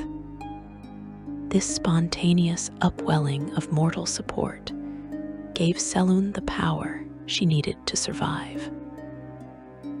The goddess drew strength from the prayers of people who had been moved by her tears, and that strength allowed her to turn the tide of battle. She drove back Shar's forces, repaired the damage to her realm, and ensured her own survival. The war between the sisters continued, as it always had and always would. But Shar's great gambit had failed. Selûne had endured, and in enduring, she had created something beautiful from her pain. The snowfall continued throughout that winter and into the next, and in the years that followed, snow became a permanent feature of the world's weather patterns. Before the frozen tears fell, According to the most ancient legends, winter existed, but snow did not. The cold season brought frost and ice, but not the gentle falling flakes that would become so associated with winter in the ages to come. Selûne's tears changed this, introducing snow to the world and blessing it with fragments of divine power. Every snowflake that has fallen since that ancient winter solstice carries within it an echo of the moon goddess's grief and love, a tiny remnant of that original divine emotion made manifest. The peoples of Faerûn gradually came to understand the significance of snow, recognizing it as a gift from Selûne and a reminder of the goddess's love for mortals. Various cultures developed traditions around the first snowfall of each winter, seeing it as a sacred event worthy of celebration and reverence. In the northern regions, where snow dominates the landscape for much of the year, entire festivals grew up around honoring the frozen tears. People would gather on the winter solstice and watch for the first flakes to fall, believing that the snow that fell on the longest night carried special blessings and held particular power. One such tradition developed in the city of Silveramun, whose very name reflects the importance of Selûne to its culture and identity. Every winter solstice, the citizens gather in the city's great plaza as evening falls. They bring candles and lanterns, creating a sea of light that honors the moon goddess and defies the darkness of the longest night.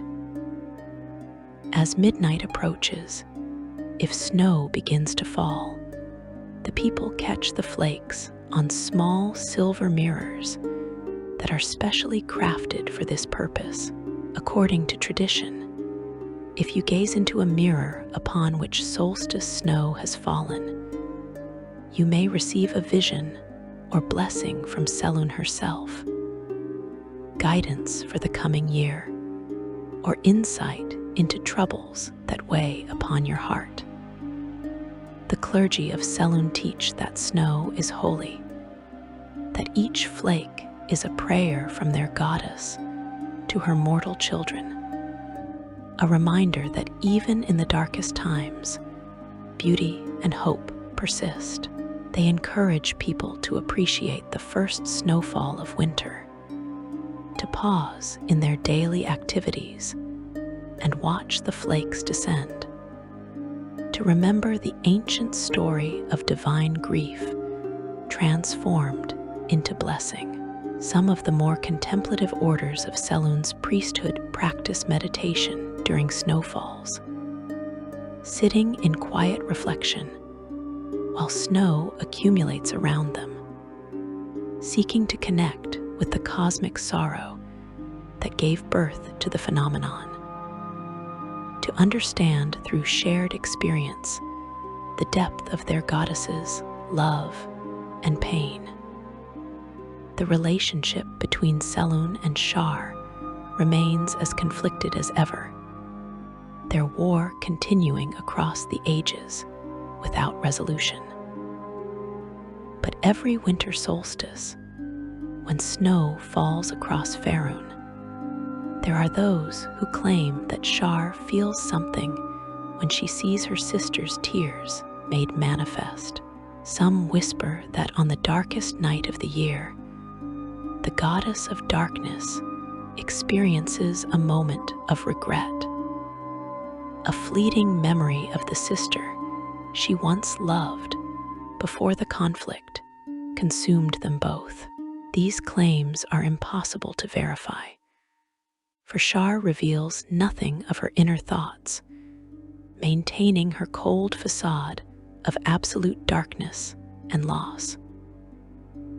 But the poets and romantics insist that somewhere deep within the Lady of Loss, buried beneath layers of hatred and philosophical conviction, there remains a spark of the love she once held for Selûne.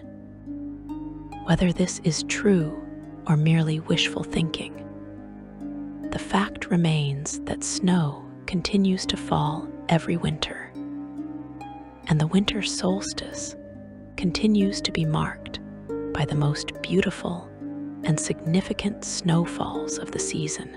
Selûne's tears, shed in a moment of crisis 10,000 years ago, have become a permanent gift to the world, a reminder that even gods can grieve, that sorrow can be transformed into beauty, and that the bonds of love, once forged, can never be completely broken no matter how thoroughly hatred tries to destroy them. Every snowflake that drifts down from the heavens carries this message, and those who understand the legend receive it with gratitude and wonder, knowing they witness daily miracles born from divine tears shed during the darkest night of the ancient past.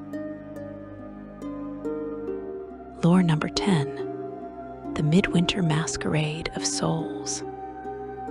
The boundary between life and death is not as absolute as mortals often believe.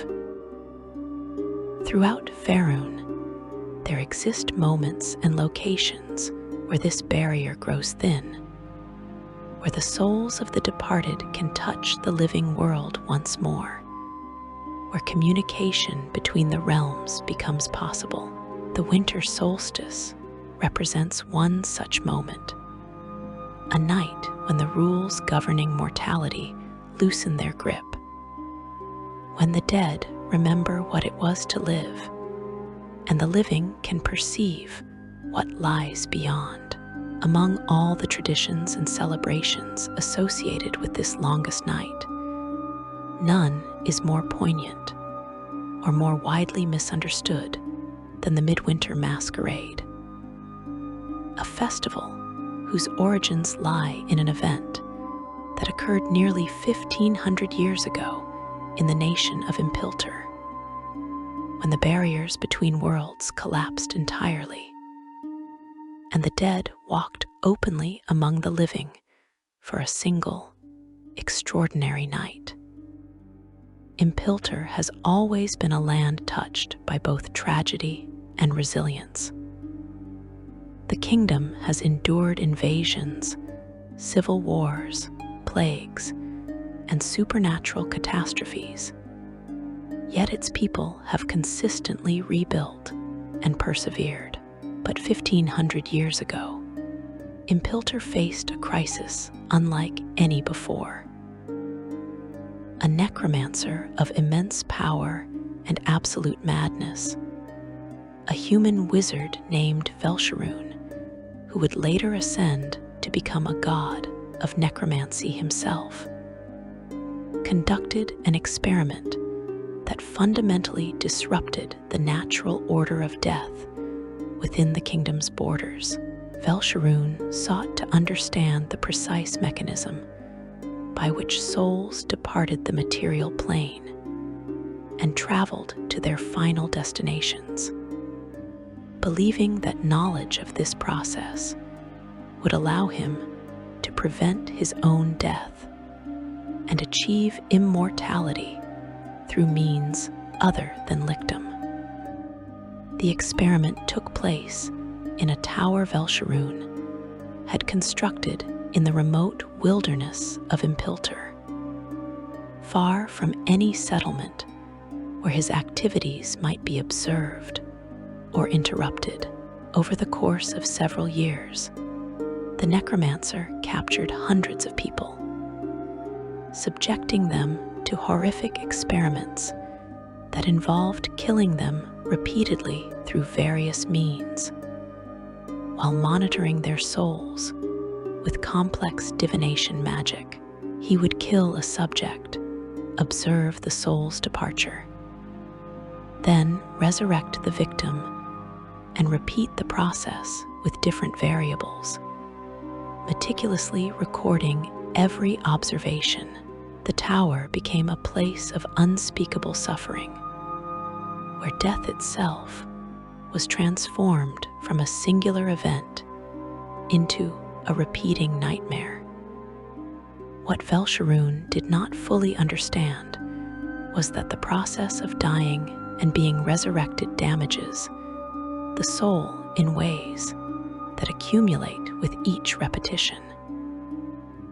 His subjects, subjected to death dozens or even hundreds of times, saw their souls weakened and fragmented until they could no longer maintain proper cohesion. When these damaged souls departed after their final deaths, they did not travel cleanly to their destined afterlives, but instead left behind fragments, pieces of themselves that remained tethered to the material plane. These fragments drifted like leaves on wind, accumulating in the areas surrounding Selûne's tower, creating a growing cloud of tormented soul stuff that twisted the fabric of reality. Selûne eventually completed his research and departed Midwinter, moving on to other experiments and ultimately to his apotheosis. But the damage he had caused remained. The fragments of tortured souls continued to accumulate, drawing toward them other restless dead from across Midwinter. Spirits who had died violently, souls who had left important business unfinished, ghosts who could not accept their deaths, all found themselves pulled toward the region where Selûne had conducted his experiments. Over the decades, this concentration of undead energy grew stronger and more unstable, warping the boundary between the realm of the living and the realm of the dead. The crisis came to a head on a winter solstice night, approximately 100 years after Selûne's departure. On this particular night, the accumulated spiritual corruption reached a critical threshold. At midnight, as the solstice transitioned from one day to the next, the barrier between life and death shattered across the entire kingdom of Midwinter. Every soul that had died within the kingdom's borders over the past century suddenly found itself able to manifest in the material plane once more. Thousands upon thousands of spirits materialized simultaneously, appearing in the locations where they had died or in the homes they had once inhabited, drawn back to the world of the living by the catastrophic failure of the natural order. The people of Midwinter woke to find their homes filled with ghosts. Parents saw the spirits of children who had died in infancy. Widows and widowers encountered the souls of departed spouses. Veterans of old wars found themselves face to face with comrades who had fallen in battle decades earlier.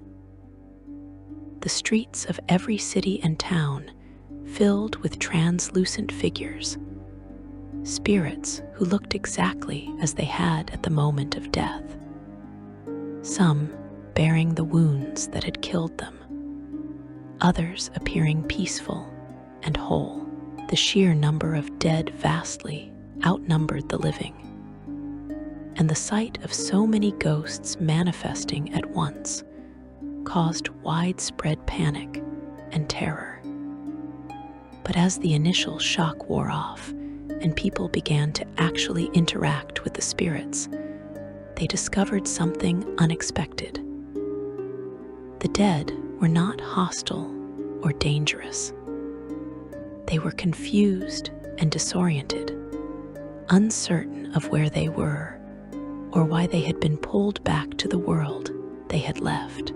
Many spirits did not even realize they were dead, believing they had simply fallen asleep and woken in a strange place. Others knew they had died, but could not understand how they were now present among the living. The ghosts reached out to the people they encountered, seeking reassurance and explanation. And gradually, the living realized that these were not monsters or threats, but rather the souls of people they had known and loved. A woman in the city of Lyrabar encountered the spirit of her mother, who had died 5 years earlier from a wasting illness. The two spoke for the first time since the mother's death, sharing words that had been left unsaid, finding closure that grief had prevented. A merchant met the ghost of his business partner, who had been killed by bandits, and learned that his friend did not blame him for the tragedy as he had always feared.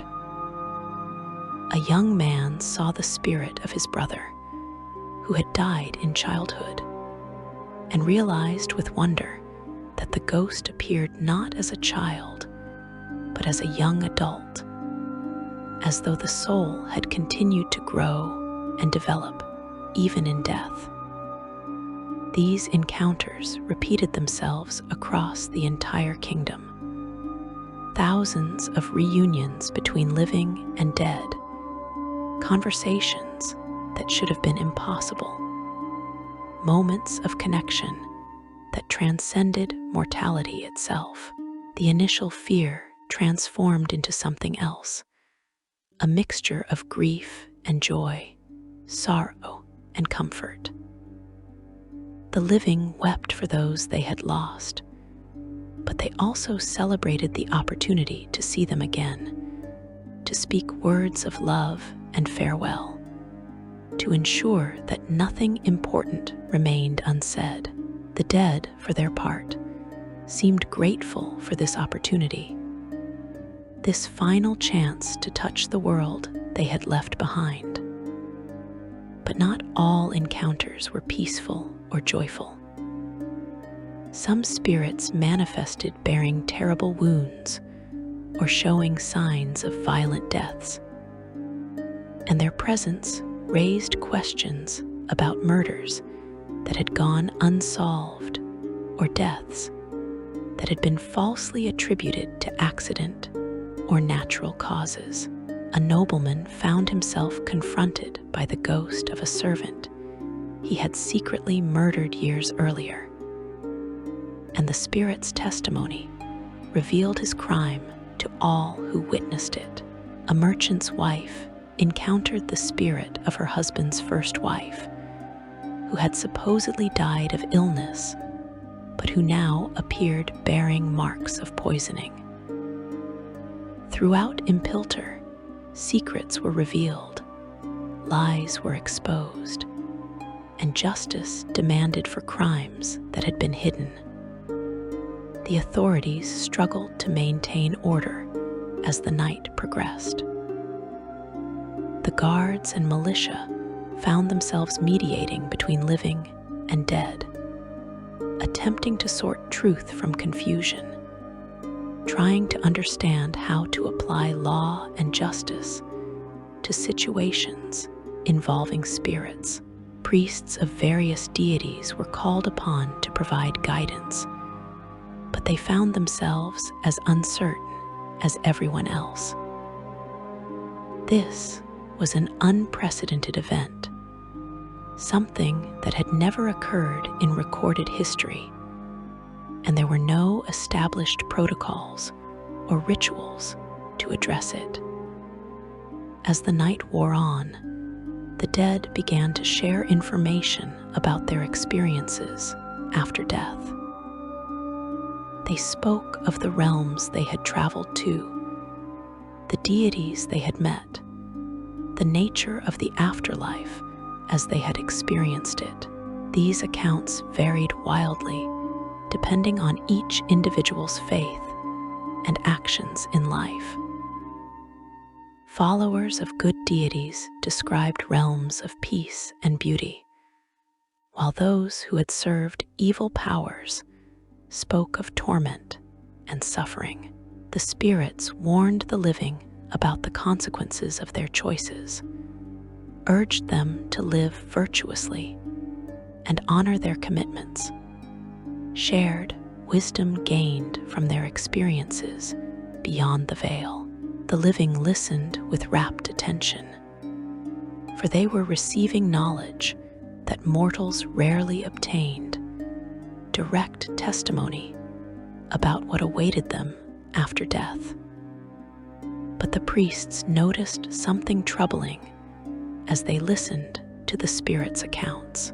The dead were not supposed to retain detailed memories of the afterlife when they manifested in the mortal world.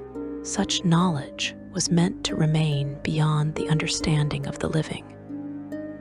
For if mortals knew with certainty exactly what awaited them after death, it would fundamentally alter their relationship with mortality and faith. The fact that these spirits could share such information suggested that the barrier between life and death had not merely weakened, but had been fundamentally broken, that the natural order had been damaged in ways that might have lasting consequences. As dawn approached, the spirits began to fade. They did not disappear suddenly, but rather gradually became more translucent, more insubstantial, as though they were being gently pulled back to where they belonged. The dead said their final farewells, offering last words of love and wisdom, making peace with those they left behind. Some spirits departed peacefully, satisfied with the opportunity they had been given.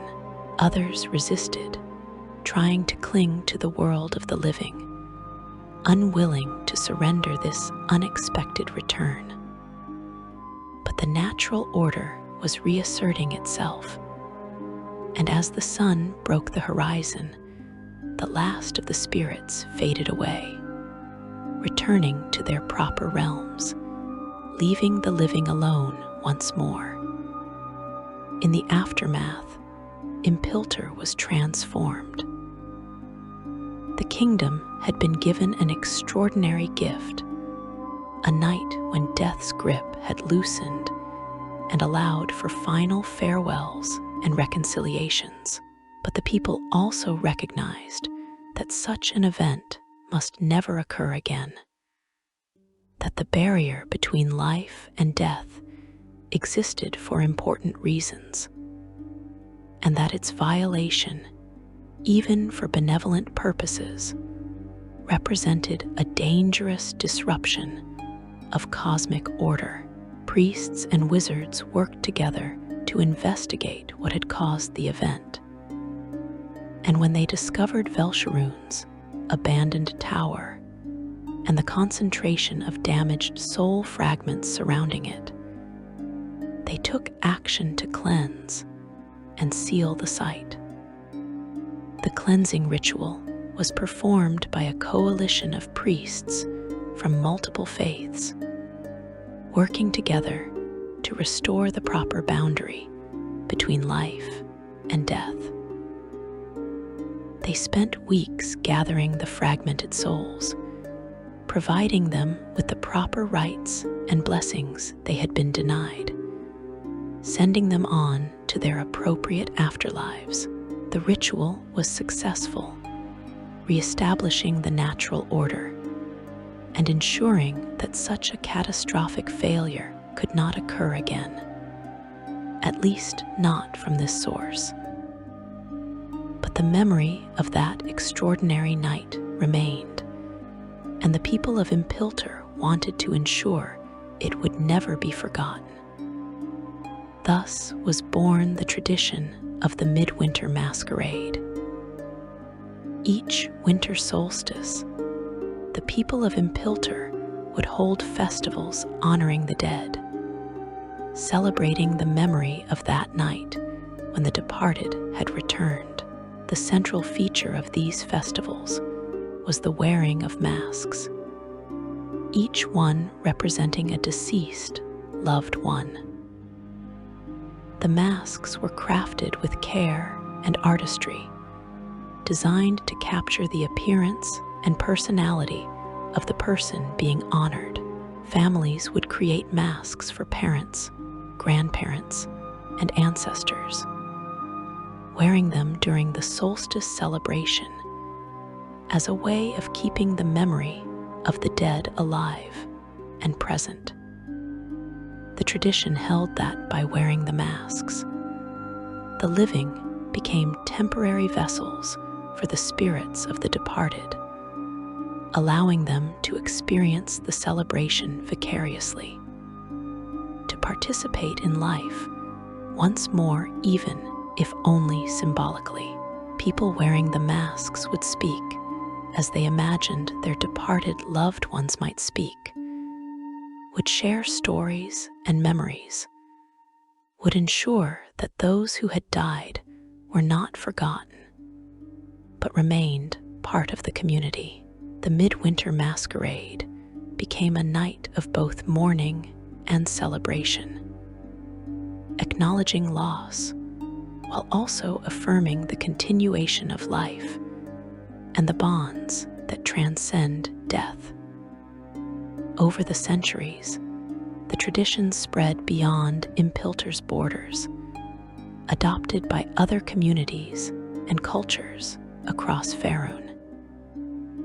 Each region added its own variations and customs, but the core concept remained the same: the winter solstice as a night to honor the dead, to remember those who had been lost, and to celebrate the connections between living and departed. Some communities held elaborate balls where attendees wore ornate masks and danced in honor of the dead. Others organized more somber processions through cemeteries, lighting candles and leaving offerings at graves. Still, others held feasts where places were set for deceased family members, symbolic inclusion of those who had passed. The masks themselves became works of art, with skilled craftspeople specializing in creating memorial masks that captured not just physical appearance, but something of the spirit and character of the person being honored. The finest masks were said to be so accurate that those who knew the deceased could immediately recognize them, could see in the carved or molded features some essential quality that defined the person. These masks became family heirlooms passed down through generations, collections of ancestors that grew with each passing year. The Midwinter Masquerade serves multiple purposes in the cultures that observe it.